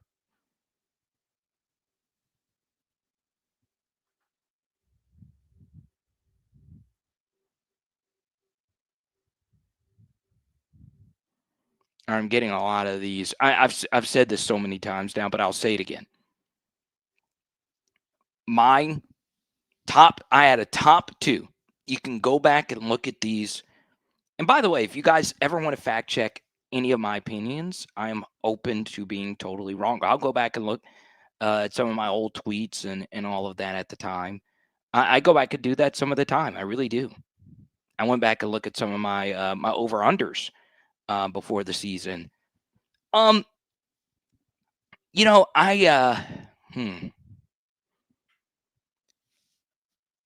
Lincoln Riley was my number one guy, and Lane Kiffin was my number two guy. Those were the big names for me. I don't specifically remember who my number three guy was. My deep sleeper was Josh Heupel. Deep sleeper. And that was after Tennessee only went 7-6 in their first season. I was that high on Josh Heupel. And turns out I was right. Okay. Let's go to Michael D. This is Michael D. Jordan. Michael B. Jordan is busy acting. Michael C. Jordan is also a supporter. This is Michael D. Jordan. I said it after the Ole Miss game, and I'm very happy to see that Brian Kelly will be canned. He is one of the worst coaches I've ever seen in my life. Also, he killed a kid back at Notre Dame. So I'll talk about the last part because that is serious. I try not to get too deep into that kind of stuff. I'm pretty consistent with that. It's not that I'm not comfortable talking about it. But, you know, Brian Kelly has to live with that. And I feel bad for the family that was involved in the scissor lift incident that happened many a moons ago. But I try not to make that a conversation on here because, well, it's been discussed plenty of times. But my condolences always out to the family. Now, is he one of the worst coaches you have seen in your entire life?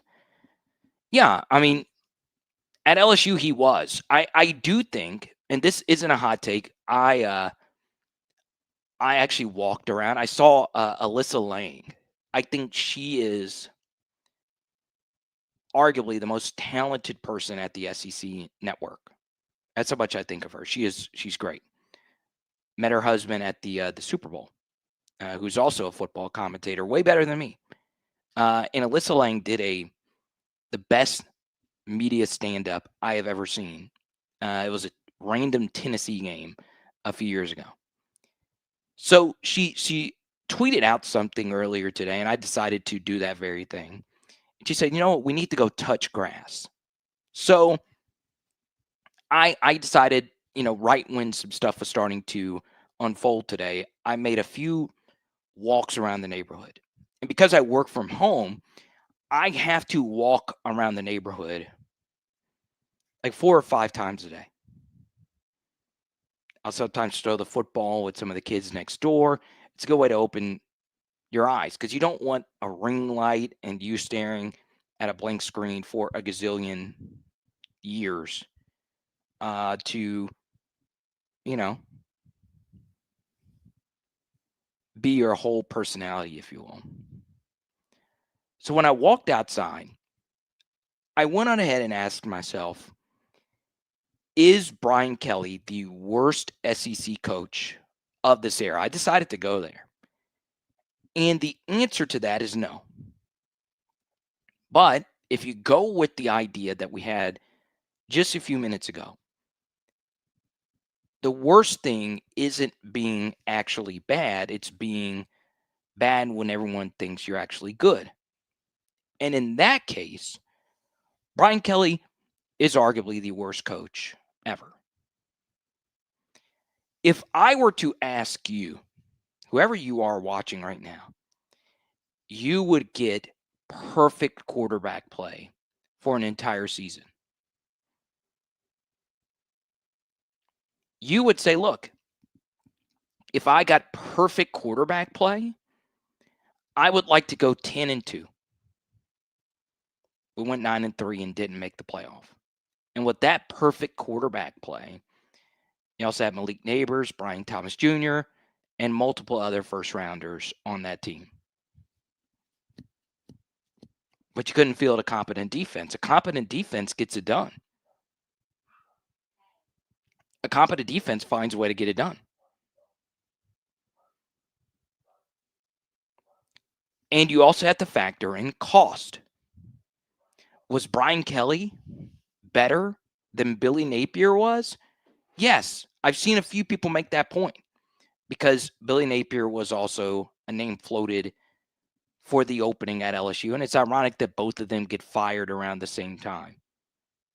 But Brian Kelly won more games than Billy Napier did at Florida.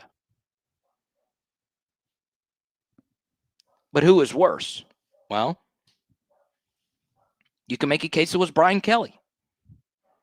Did Billy Napier have a quarterback nearly as good as Jaden Daniels? No.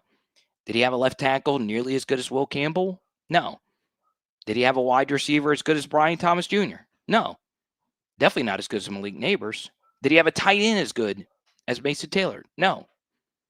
Now, his defensive talent, yeah, you can make a very strong case was better than our defensive talent, sure. But Billy Napier cost $21 million to say goodbye to.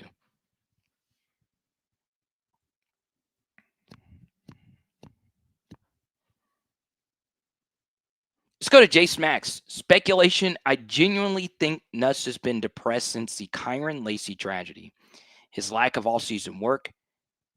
His mentality is so different. All right. So let's talk about some of the things off the field that happened during the BK tenure, and then we'll get to Squid Kid Wid did Wid Kid Deacus. Marcus Freeman and Kelvin Shepard would be a perfect fit. Oh God, here's that word, fit. Thanks for the super though. We'll get to that in a second. Major Applewhite. You want Scott Woodward to really get canned? Him going down the Catholic High Brotherhood? It would make some in LSU media really happy. But I am of Catholic High descent myself. I didn't go there, but a good chunk of my family did. So, yeah, sure, Major Applewhite. Why not? Kidding. Don't do that. Yeah, Jace Max, there's quite a few teams that have to go through these types of tragedies.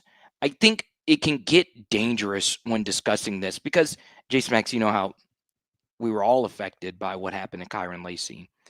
So, yeah, I mean, that it really hurt the team. You would have to factor that in. But it's also kind of unfair to just point at that. And I know it's not what you're doing. But, yeah, Nuss liked throwing the football to Kyron Lacey a lot. And, they had a relationship. But, yeah, could that have affected him in the offseason? Sure. I would also say, though, that there are plenty of members of LSU football that had a relationship with Kyron, if not closer. And they've been just fine as players. But, it's kind of tough to, discuss how much it can affect somebody when it comes to something like that. I am glad you brought it up, though, and always RIP Kyron and his family. But did Garrett have a serious lack of offseason work? I think that's also easy to point to with some of the issues that he's had, but I do think it is of note. All right. His mentality is so different. It's interesting, Jace Max. You send the super chat, and for those that don't know, me and Jace Max are really close. We developed a really good friendship. And it's ironic you have Justin Jefferson as your profile photo because it's the number 18 uniform. I have always stood by the idea that jersey numbers matter so much more than people want to actually admit or even acknowledge. I do think this is not sourced. I want this to be clear. I was truly floored, that Whit Weeks did not also get number 18. Now, as a jersey number snob, I am glad that he actually kept number 40 because we've had so many great linebackers wear number 40. Harold Perkins wore 40 in the one season he was good. Duke Riley wore that number. He was great, still in the league. Devin White wore that number, still in the league, and he was obviously the best linebacker ever here. So I understand keeping him in 40. I get it. It's an iconic LSU number in its own right. But I will tell you, I was very surprised that Whit Weeks did not get number 18. I also was shocked that Garrett got number 18 as well. I was. And part of that was because of some of this discussion about how hard did he work in the offseason. You know, there's plenty of rumors out there of did Garrett really work with the LSU receivers in the offseason and vice versa and whatever. But, you know, one thing I would say about Garrett as far as like the offseason habits are concerned, his actual practice performance heading into last season was very shaky. It was volatile, if you will. Whereas the opposite was actually the case going into this season. Garrett hardly turned the football over in practice. Once again, no one actually keeps a ledger of it outside of, you know, people at LSU that are there every single day, but that's just my general understanding.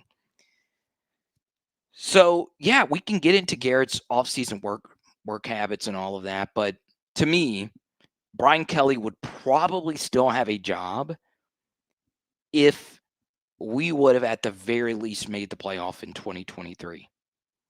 But that's tough to say as well. Let's get to the next super. Let's start calling Marcus Freeman.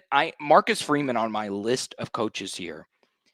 These are the 6 coaches that are not even picking up the phone for the LSU job. It's Marcus Freeman, Kalen DeBoer, Kirby Smart, Dabo Swinney, Ryan Day, and Lincoln Riley. Those are the 6 coaches. But just to troll Notre Dame fans, sure. And then Kelvin Shepard is perfectly fit. I know you supered, so I'll address it, but I've talked about Shep quite a bit. Once again, from personal bias, that would be my favorite thing. But as far as an objective viewpoint, I think he wants to stay in the NFL. I do believe he'll be an NFL head coach in the next 2 or 3 seasons. If not, he has a really good job as a defensive coordinator of a Super Bowl contender. It would be bold. It wouldn't be my least favorite thing in the world, but I don't think he's going in that direction. Let's go to Carvis. They tried to make Nuss something who he wasn't. Yeah, it's some of that. I'm with you on some of it. I will say, if I had a pocket quarterback who could not run, he would need to be a Joe Burrow level processor and thrower for that to work. Now, we like to think of Garrett being that.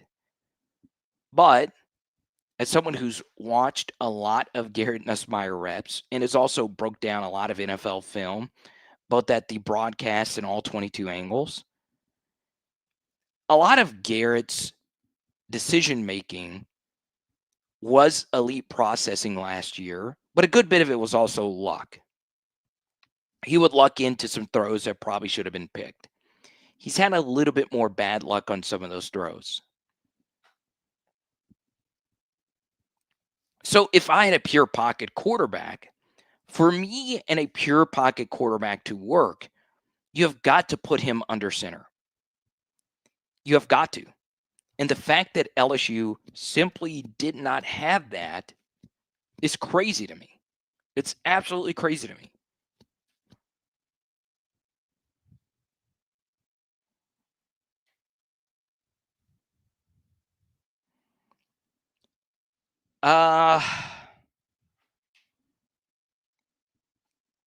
Blake, that's not true. I could tell you with near certainty that that is not true. Now, it could change game plan week to week, but there you go. All right, here's what we're going to do. Next 10 to 15, I'm going to answer as many questions as we possibly can. If you super chat, we'll keep this party moving.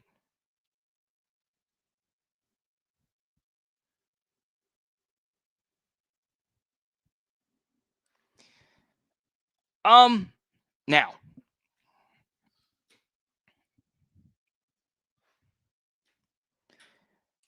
as is the case with a lot of coaching divorces, if you will,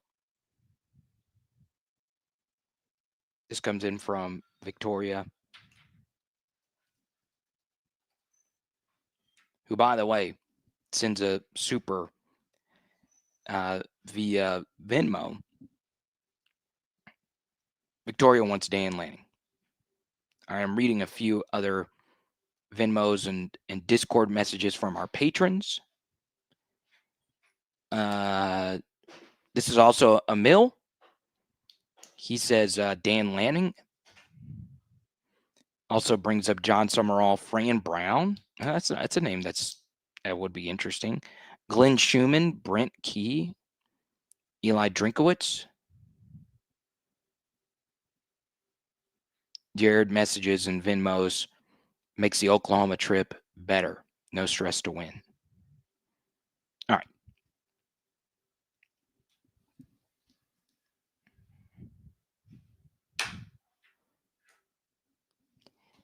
This could get messy with Brian Kelly. This could get very messy. All right.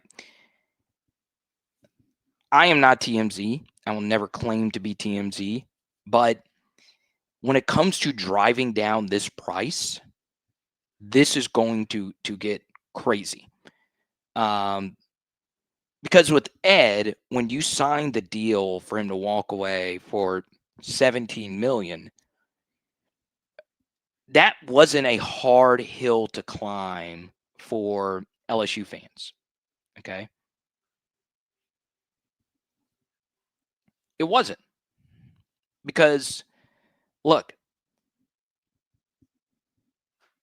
if you were of the ilk that we really, really, really needed to go out there and get someone that's done what Brian Kelly had done. He was a college football Hall of Famer before he ever got here. You know, it made sense, right? It made a lot of sense. But it costs so much. It costs so much money. It costs so much money.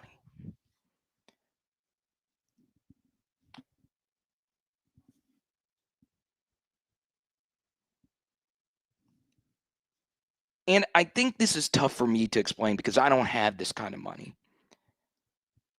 But if you were to go to Todd Graves and you were to ask Todd Graves, who is an LSU fan, hey, Todd, for 2019 LSU, would you pay the football gods $50 million for 2019 LSU? He would fork it over in a heartbeat. He would. And he would get a bunch of public praise for doing that if that was Ed Orgeron's buyout. If he said, hey, $50 million, you take that all day, every day. That's why Ed getting the 17 was not a big deal.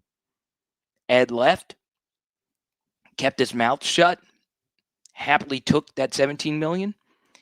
We will happily pay 17 million and the overall 20 to 25 million it cost to just get done with the Brian Kelly, or excuse me, the Ed Orgeron era. Now with boosters, you are paying double that just for BK. So what are boosters going to do? They are going to find every last nook and cranny to find a way to not pay this. Especially if we're going to be patient with the hiring cycle with names that are currently in the college football playoff run. Okay. Now, speaking of run, in our Discord channel, we did have Victoria, who just said Dan Lanning. She ran a half marathon. Shout out to you. We have a fitness channel in our Discord channel with like fitness tips and stuff like that. Also in the food channel, Jared posted an absolutely delicious thick brisket. You guys know everything in life, I like it thick. I like my SEC football players thick. I like my briskets thick, thicker than cold peanut butter. And that's what I need. I need thickness.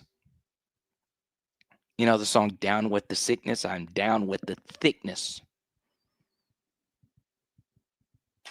Well, you don't always need to be thick. Harlan Berry's not a thick guy, and he's dominating right now.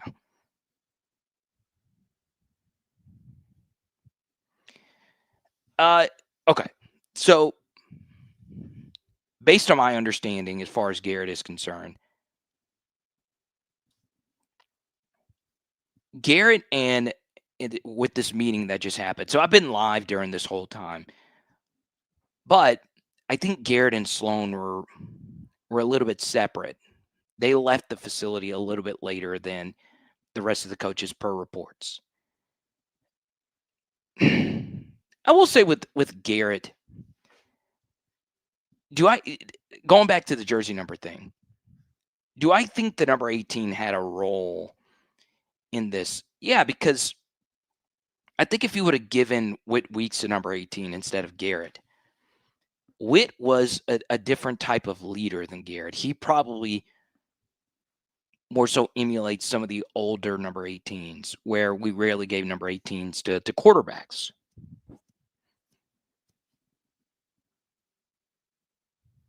Let's go to Rob. He says, Shea Dixon says no one else was fired today.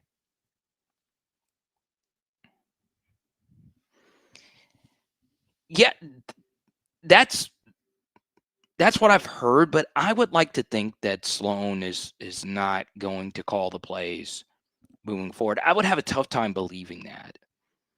But I could also see that happening as well because there's going to be so much buyout talk with what Brian Kelly's final number is going to be.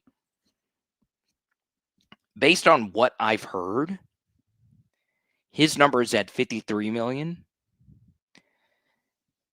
I keep hearing that LSU wants to get down to 40% of a reduced lump sum buyout, which 43% of $53 million is in that $20 to $25 million buyout range.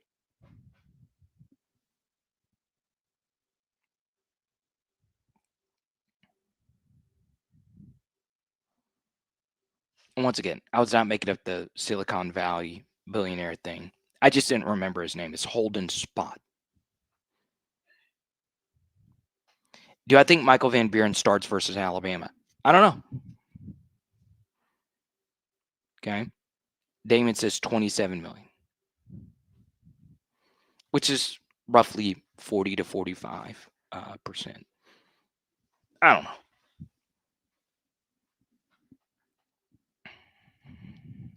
Let's go to Xana. Why would Kelly negotiate? Is that how you spell negotiate? I really don't know. I'm terrible at spelling. I have a 2.7 in journalism. So this is a good question from Hannah or Xana. Well, it's because there's information that Brian Kelly might not want to be released. And there's legal battles.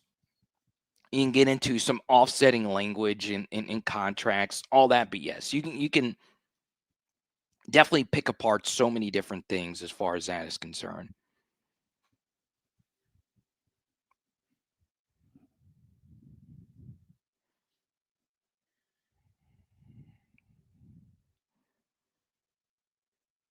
Hey, Murphy J says it's with a T.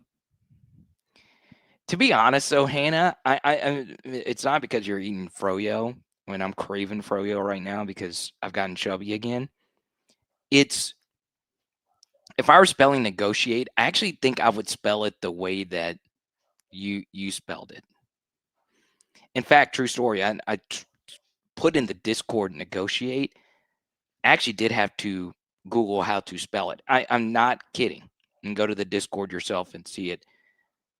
And Murphy J is negotiate. And he also says it's all caps negotiate. But you also spelled Hannah wrong, or Xana, if that is how it's supposed to be pronounced.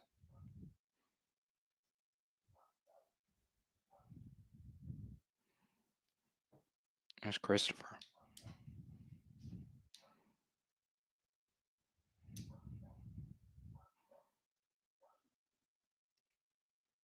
Dang, Herbster, you shared something that was a little weird a little bit earlier. Now you're going to get misogynistic about somebody misspelling a word. Okay. Well, how about this? How about I give you a BLOQ? I will not tolerate misogyny. Your ass is blocked.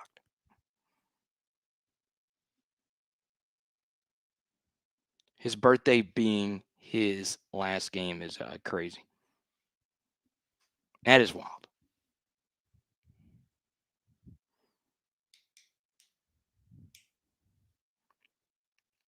This is, every college football channel is like mostly men. You got to make the women feel welcome. And J Smacks, okay, you saw the thing he said earlier, right? When I was just making a joke about the special secret society. Let's go to Seth. Nobody officially has been let go, to my understanding. Nobody.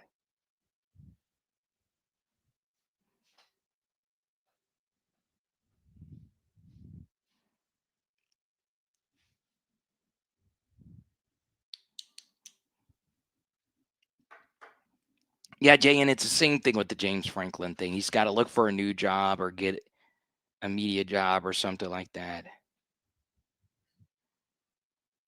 But yeah, man, you gotta. I mean, come on. It's like if you're outnumbered, you gotta make the minority feel great. That's not a it's not a opinion. It's just like common courtesy. Tell him, Steven. Tell him.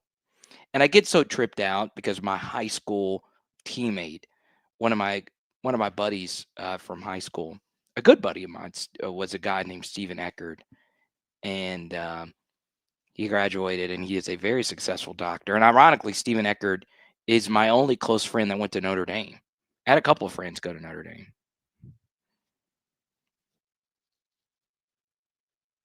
Hank Hill for coach, since we're throwing out names. Hank Hill would not be bad. Hell, we've already had a Boomhauer.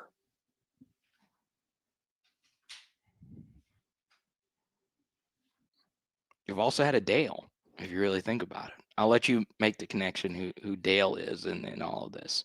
And it's not Dale Brown, who ironically was a discussion point earlier in the stream.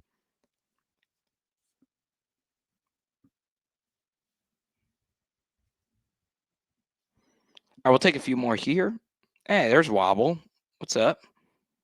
Oh, I'm always going to be an ally. Bobby Boucher, Anvil Destroyer. Now, there's some things I won't be an ally about. It's just some things. Come on. Like these crazy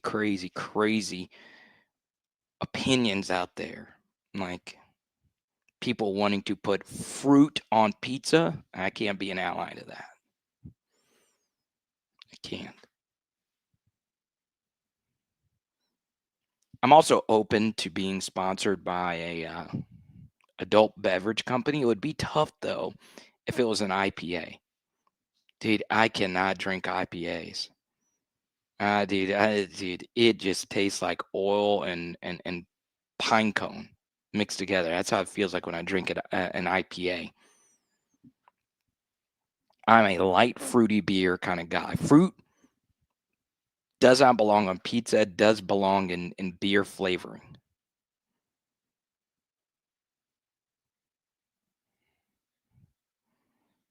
Cash Money. Oh, that's not even close. I am excited about the versus battle, though.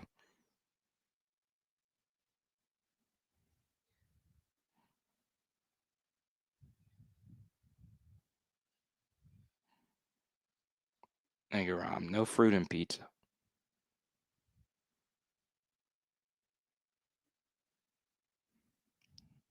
Uh, yeah, I'm a little shocked too, Branson. I am.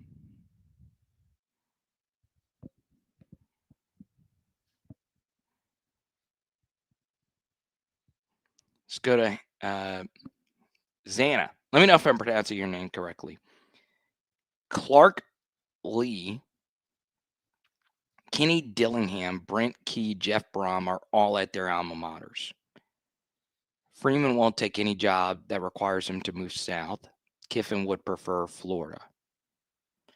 Yeah, I don't know what Kiffin would prefer. I think it is a good spot to be in, though. Who are the real choices? I don't think Jeff Brom would say no. I'm serious. Like, I don't know why. Um, I like Jeff Brom, though. I do.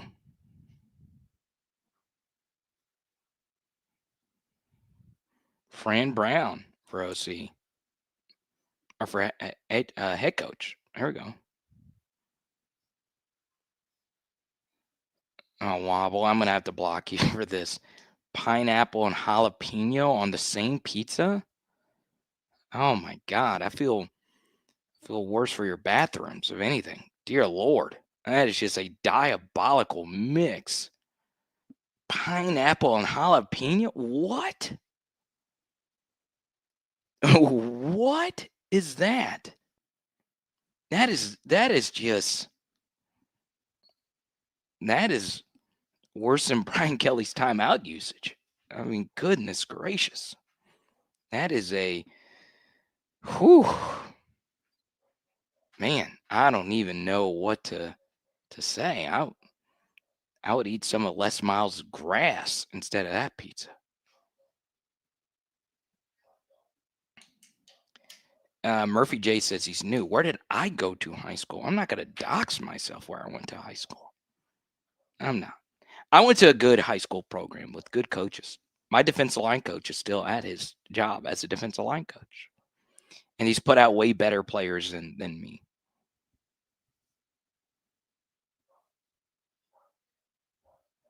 Thank you, Jay. And it wouldn't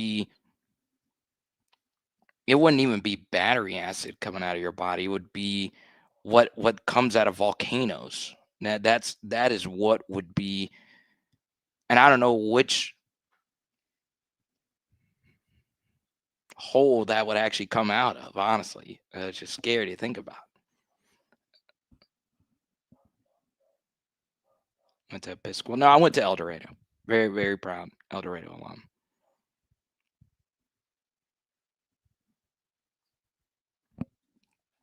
But I don't want the channel to be about me. I want it to be about LSU football and you guys.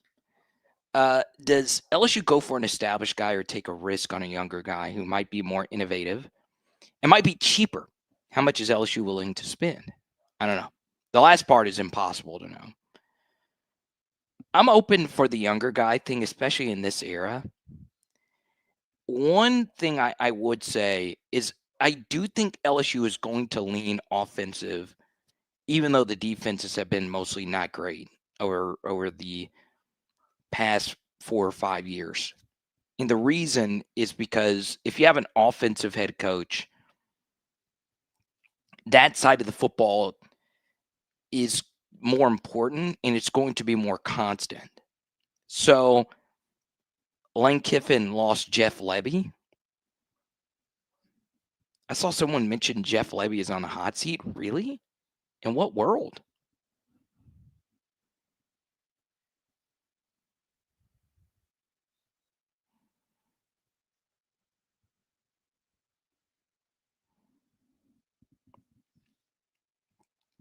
BK wasted JD5, yeah. And let's be honest. as bad as this season was, and it's rancid, what happened in 2023 is always going to be worse than whatever Brian Kelly would have actually gotten done this year. I was pretty firm in pushing back on some of the national media picking LSU to win it all this year. I had LSU at 9-3, getting in as the first 9-3 team to make the playoff. That's where I was. After Clemson, I was like, okay, yeah, 10-2, sure.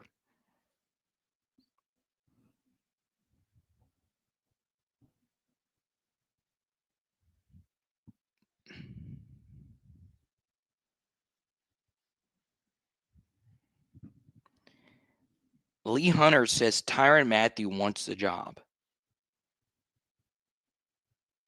I wouldn't be opposed if I'm honest. Like, honestly, would not mind that.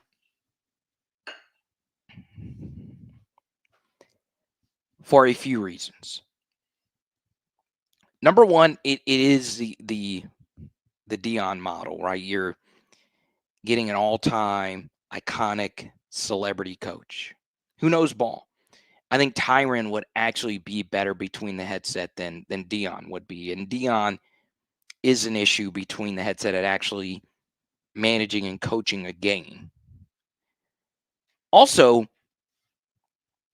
you would have some serious leverage over Tyrann in the negotiations because there's not going to be many people out there that are going to want Tyrann Mathieu to be the head coach of their program, just out of nowhere. Whereas at LSU, it makes sense. So Tyrann's not going to be someone that you would need to pay $10 million a year to come coach with a gazillion dollar buyout. He's got all this money. Now, the downside is he does have all this money, and he does have younger kids that he's wanting to be very active in their lives. But this is, if it were presented to him, this would be the time to do it.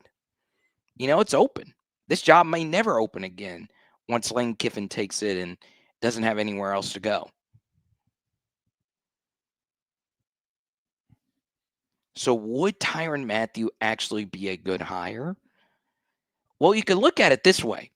You don't know who the good hires are going to be. You just don't know. So if you can choose between two different things that you don't know when it comes to greatness, aren't you normally going to choose the cheaper option? Especially where money is somewhat finite, yet somewhat not.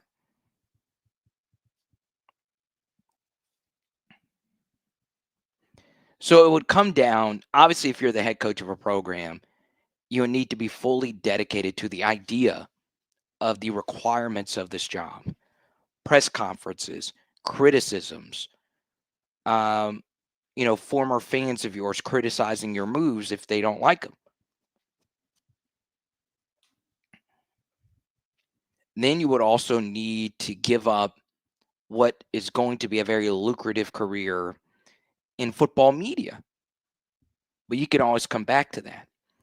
And then you would also need to give up a good bit of your time from watching your kids play youth sports and being an actual dad after you've given the last 20 plus years of your life to the game of football. I'm open to it, though. As crazy as that sounds, I'm open to it. It wouldn't be my first call. I would also need to know cost. If Tyrann says, yeah, I'll do it, give me $2.5 million a year, I'm doing it, I'd be like, well, okay.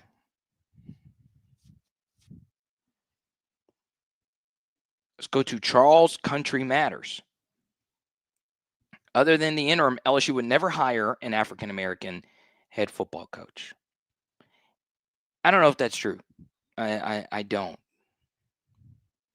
But it is a topic I'm passionate about. The overarching, lack of black coaches in football. I'm always of the opinion of, are you good or are you not good when it comes to being a head coach? And there's been plenty of bad white coaches, plenty of black coaches.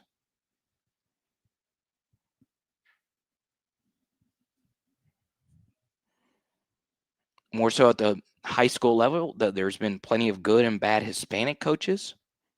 I don't care if you're a Smurf or an ogre. But do I think that? No, I don't think that. No.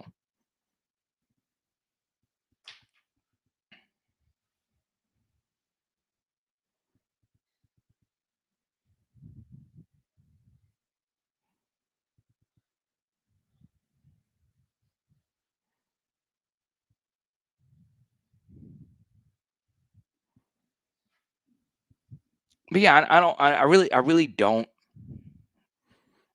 think that, because if that were the case, then if LSU were really anti black coach, they have given so much money to black assistants. Now I understand it's different.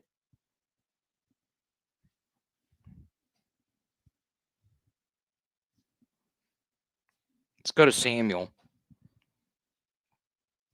You probably talked about it,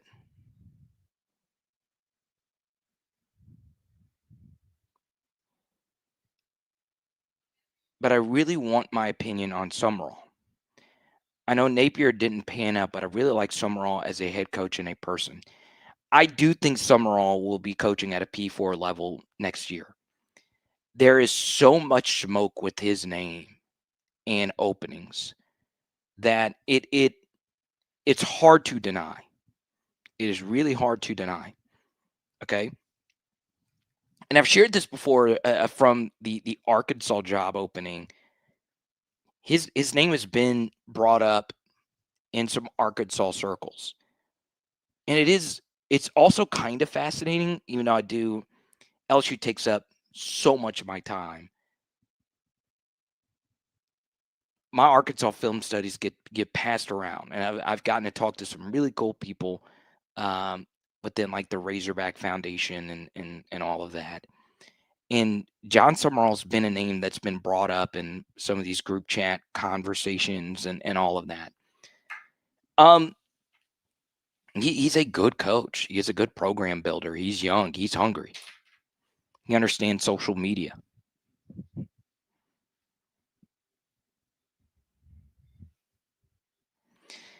I do agree with this, Charles. I did not agree with Jeff Tate leaving, or William Tate, President Tate leaving.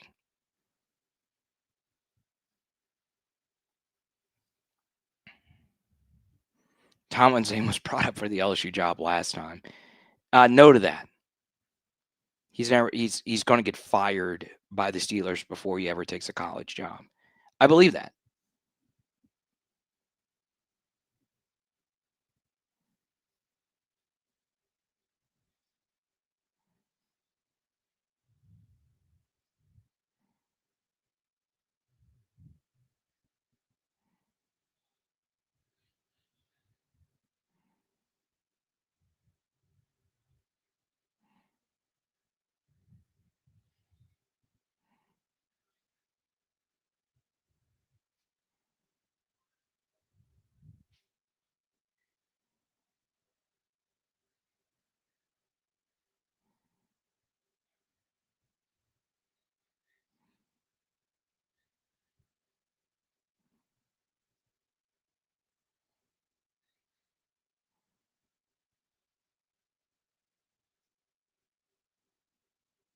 I'm reading a few different media things.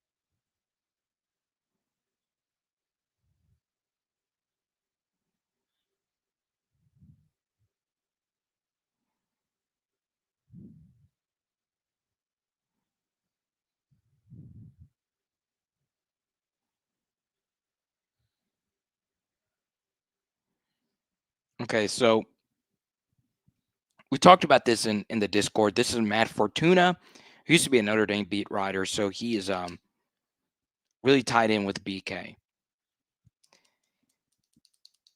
So Brian Kelly was asked to fire Joe Sloan. Kelly also said he wanted to fire offensive line coach Brad Davis, which did not go over well with Scott. And then Kelly left. Okay? That was according to Matt Fortuna. All right. So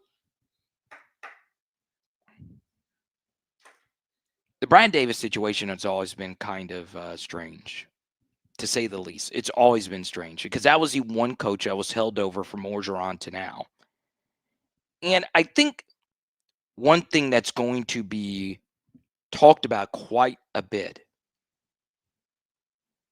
is how much of this Brian Kelly era was tied to different players and things that we consider to be good and actually were bad. I know we're going back into the rant that we went into an hour ago. But, with Brad Davis, for instance, and I'll get to this in a second, Patrick. Brad Davis, for instance, I think he's a good example of someone you think that's good, but is actually bad. So Brad Davis, personally, is someone who recruits love. Okay, this has been explained to me a few times, but it was always very fascinating to me that Emory Jones had Arkansas in his Final Four. Emory Jones, a top 100 recruit out of Baton Rouge, Louisiana, had Arkansas in his Final Four. And then Brad Davis was the offensive line coach at Arkansas, and then he goes to LSU, and that locks in Emory Jones, right? So it's amazing how good Brad Davis was at actually connecting with recruits, but he was not good, and he's still on the staff, by the way. He was not good at actually coaching. So Scott Woodward slammed the table for Brad Davis, and he was a lone Orgeron holdover. Now, the initial Brad Davis hire was a good one. It was a really good one. And the reason is because he was the offensive line coach at Arkansas under Sam Pittman. James Craig was let go, and it made a lot of sense. Sam Pittman's the best offensive line mind probably in the sport. He's up there. So why not get his protege from Baton Rouge and let's see him cook? And recruiting-wise, he cooked. We were right about that. He is an excellent recruiter. I know that from speaking to two different offensive linemen that were recruited by him. They swear by him. All right. But people that are smarter than me have often pointed out the LSU offensive line not having great technique. We also all have eyes. Offensive line technique is one of my weak points. I think it's a weak point for a lot of people because it's a really hard position to break down. And it's weird because Brian Kelly was such a great offensive line developer. And yes, we had Will Campbell. Yes, we had Ed Orgeron. Yes, we had Garrett Dellinger. I said Ed Orgeron. Will Campbell, Emory Jones, so on and so on. But the problem was those players did not perform at the level that we wanted them to perform.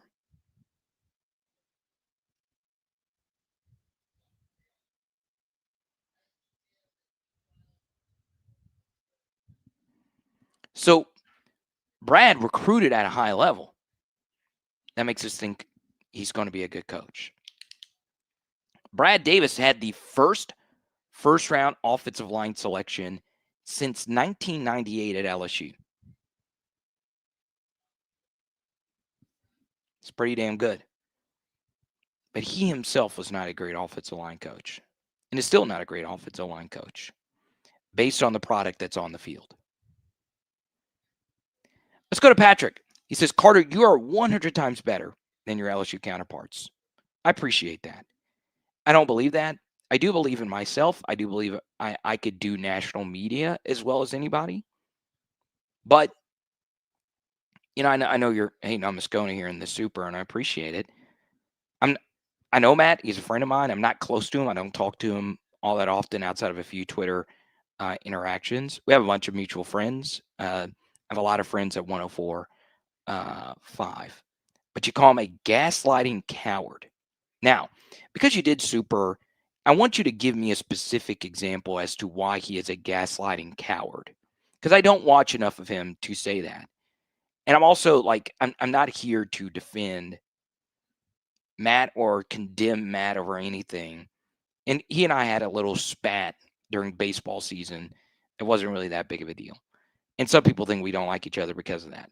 Matt's way bigger than me. He's got the biggest show in Louisiana. And I'm a supporter of his. Stay honest as you have, and we'd love to have you on always. Oh, you're an Irish guy. Okay.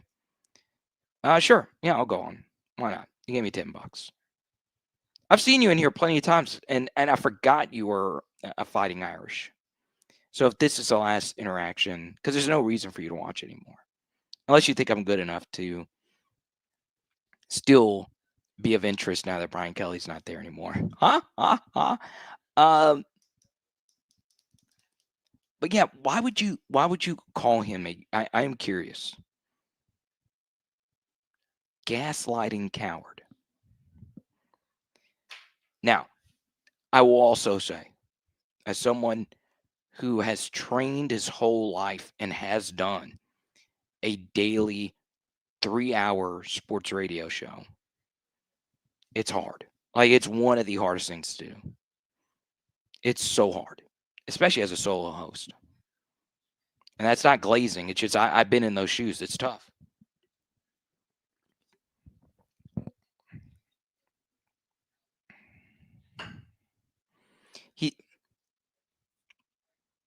Now I'm fine with you pushing back on him, but I don't know if this is worth calling him a gaslighting coward. But he said yesterday that Notre Dame's problems are because of Notre Dame, not because of Brian Kelly. Well, what was Notre Dame before Brian Kelly? The era's changed. Hate to sound like Taylor Swift, but I mean, Teardrops on My Guitar is a different era than Cruel Summer. That's basically what we're talking about here. This is an Eras Tour super chat you're sharing with me here. But I don't know if I can call that's a lot to call him that. It is. And like I said, it's obviously I'm going to defend my close friends in sports media tooth and nail. But even just looking at a neutral, I don't know. I would have to see the full rant. If you want to see me the full thing as to why you think that's the case, send it to me. Okay.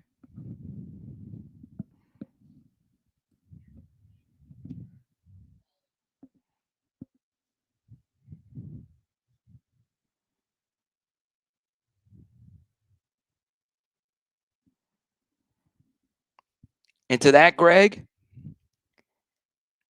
Matt Moscona shows 3 hours with 1.5 hours of commercials. You want to know what I have to say about that? Good. Good. That means he's making money.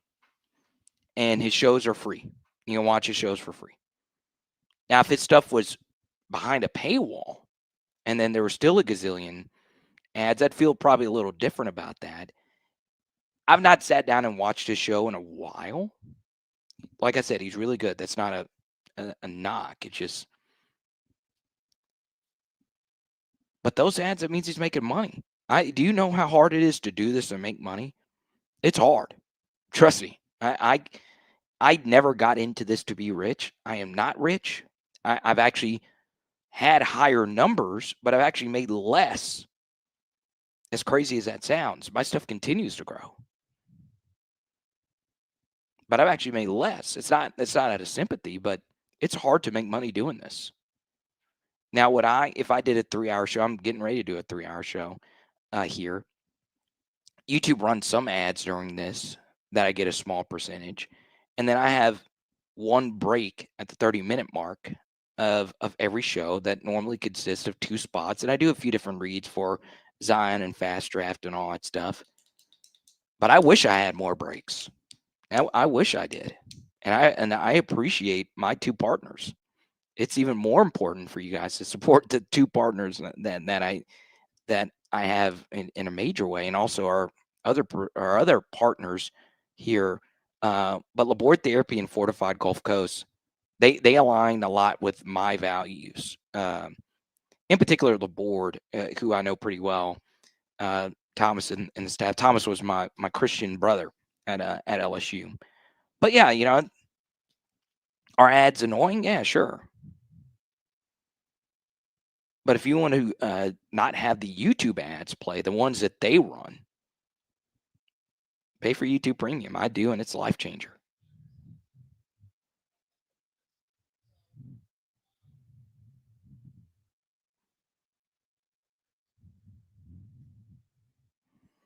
Everyone watch Josh Pate's take on Kelly. Okay, I will. I like old Josh Pate. I've never DM'd Josh Pate, but he follows the channel. We do have quite a few mutual friends. I've never spoken to him once, never met him. Hopefully that changes soon.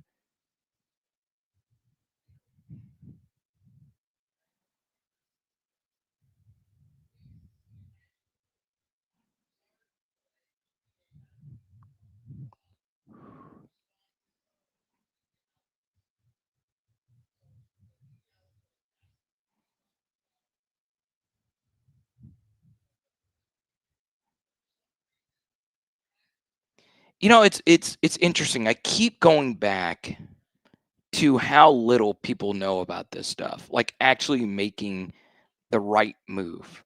Okay.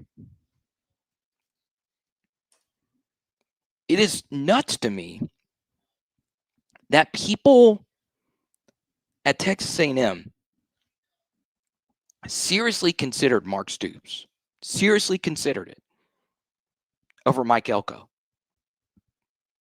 Seriously considered it. Like really, really think about that. Really think about it. Last night is not happening with a Mark Stoops coach team. I'm sorry. It's just not happening.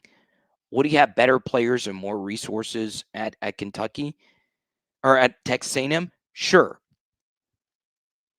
But it is hard for me to think that he would have had as much success as he has as Mike Elko, who has had one of the best opening 2-year runs of any coach not at the big 3 jobs in the SEC, which to me are LSU, Alabama, and Georgia. And honestly, it's a big 2. Alabama and Georgia are just superior jobs to everyone else. You can make a case LSU is actually better than those 2, but you really think about that. And he would have been more expensive. Stoops would have been more expensive. It's crazy to think about. Sloan is not gone tonight. Tell QT to hit me up. Ask my wife. I love stopping at gas stations. Holy crap. And I feel like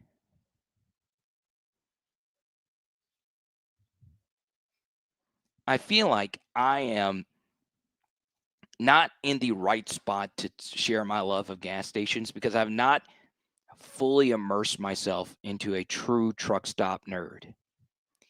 And this has always been my rant on this. If you have never taken a truck stop shower, you can't really be a fan of a truck stop. I've never taken one. People say Buc-ee's is the best stop there is. No, it's not. I can't go in there and take a shower. I can't. Buc-ee's, in fact, they in fact block 18-wheelers. That is unchristlike. If you ask me, I'm serious. I can get into this. I've shared this rant before. I wish Pierce was in here. Uh, you, dude, you can't say you're a truck stop fan unless you've taken a truck stop shower.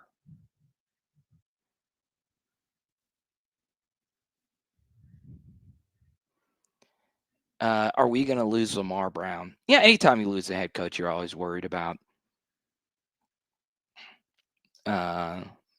Croots leaving or decommitting.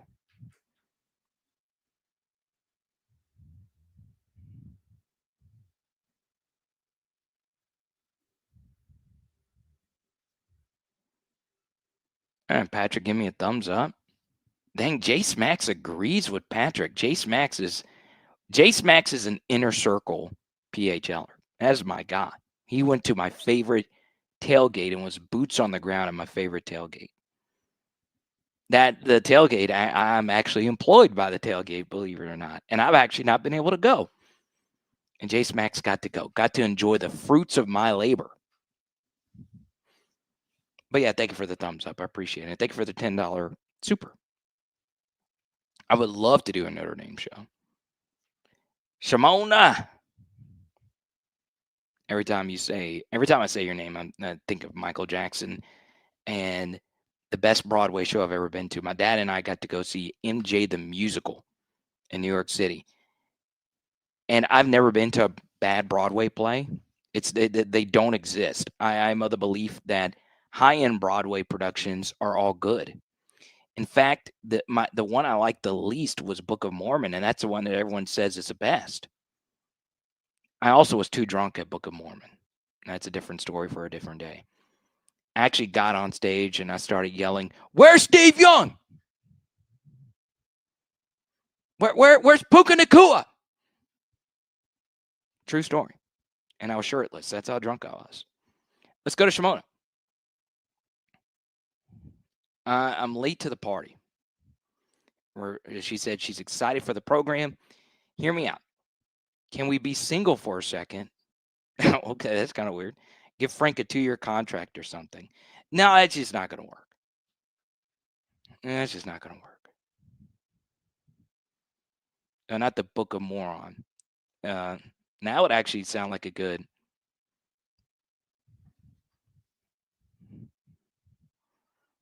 Broadway play. Starring Brian Kelly. I'm kidding.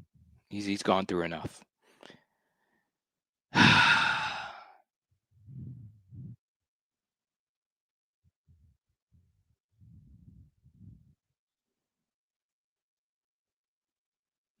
Who are my top 3 candidates?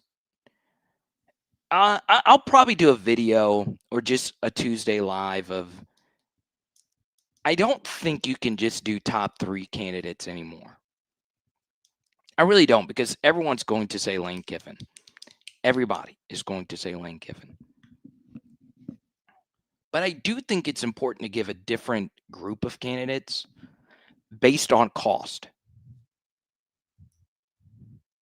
So there you go. All right, y'all, that's going to do it for me. I forgot your super chat. Well, Benny, I'm not going to do that, especially for a member. All right, let's see. There's been a bunch tonight. Lots of new members as well. All right. I did miss it. Benny, I'll happily send you back this $5. Do I have an email? Yeah, sure. cbivy5910 at Gmail, or more simply, powerhourlsu@gmail.com. You could do that.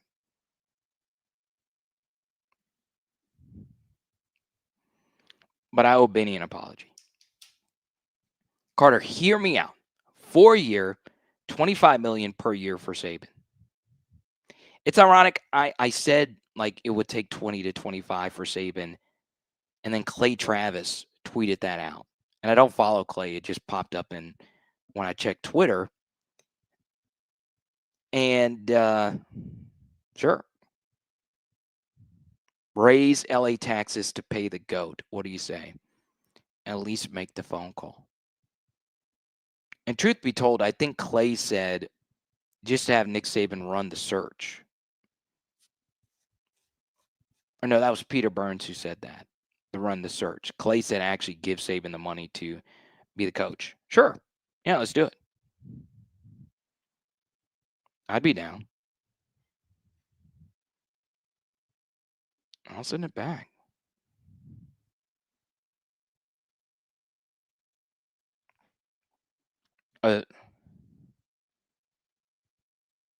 Uh, Power Hour LSU at Gmail. You can send me an email there. No feed pics though. Okay. Because I have to send enough out to pay bills. People just want to see these Al talents, let me tell you.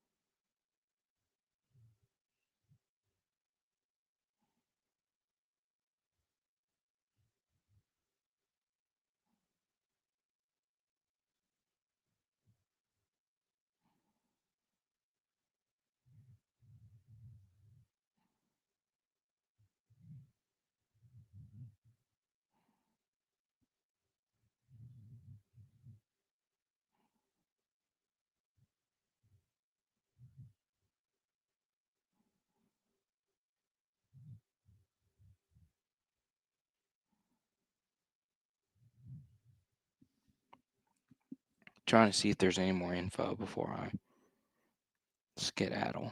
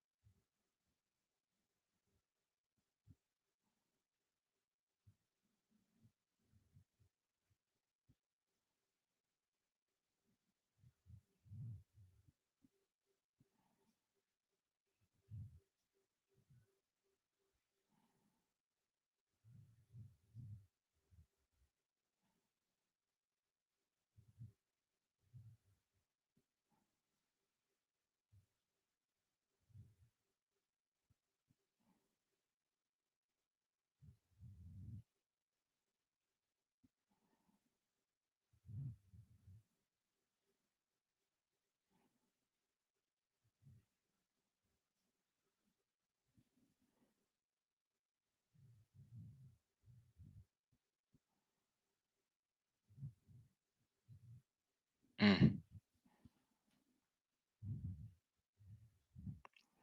Oh yeah. Oh God. I don't know if I have. I'm not trying to say anything, but I am actually doing the rare weekday weddings this week. So I've already said no to another show, so I won't be able to do either one of those nights. But yes, it's a powerhourlsu@gmail.com, or you could send me a message on Twitter or Instagram at powerhourlsu.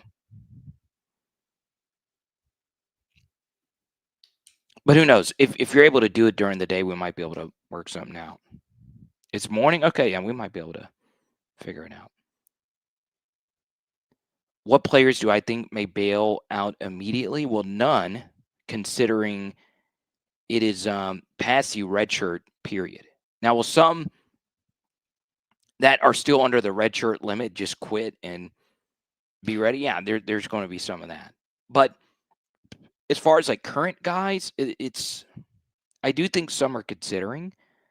And that's just speculation. I've not really done any reconnaissance on any of the current players. Okay. Let's go to Dr. Bonnie. Welcome to the channel, Dr. Bonnie. What is your area of expertise, Dr. Bonnie? Are you a dentist or I don't know. Is Garrett leaving? I don't think so, no. But he has to finish out this season. Matt Campbell, that wouldn't be the worst.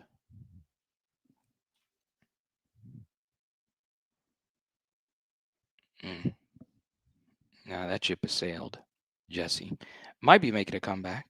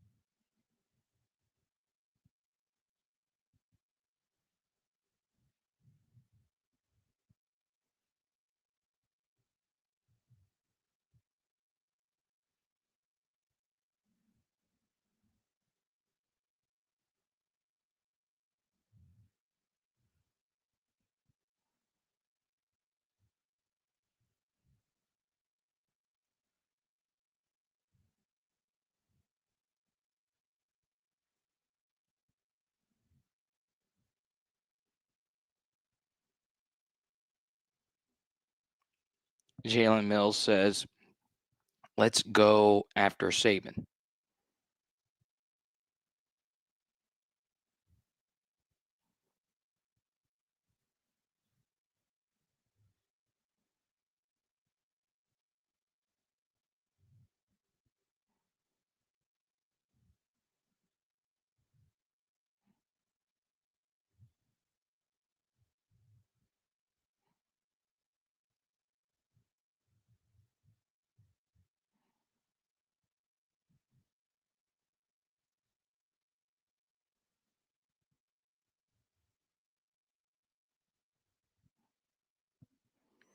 All right, y'all.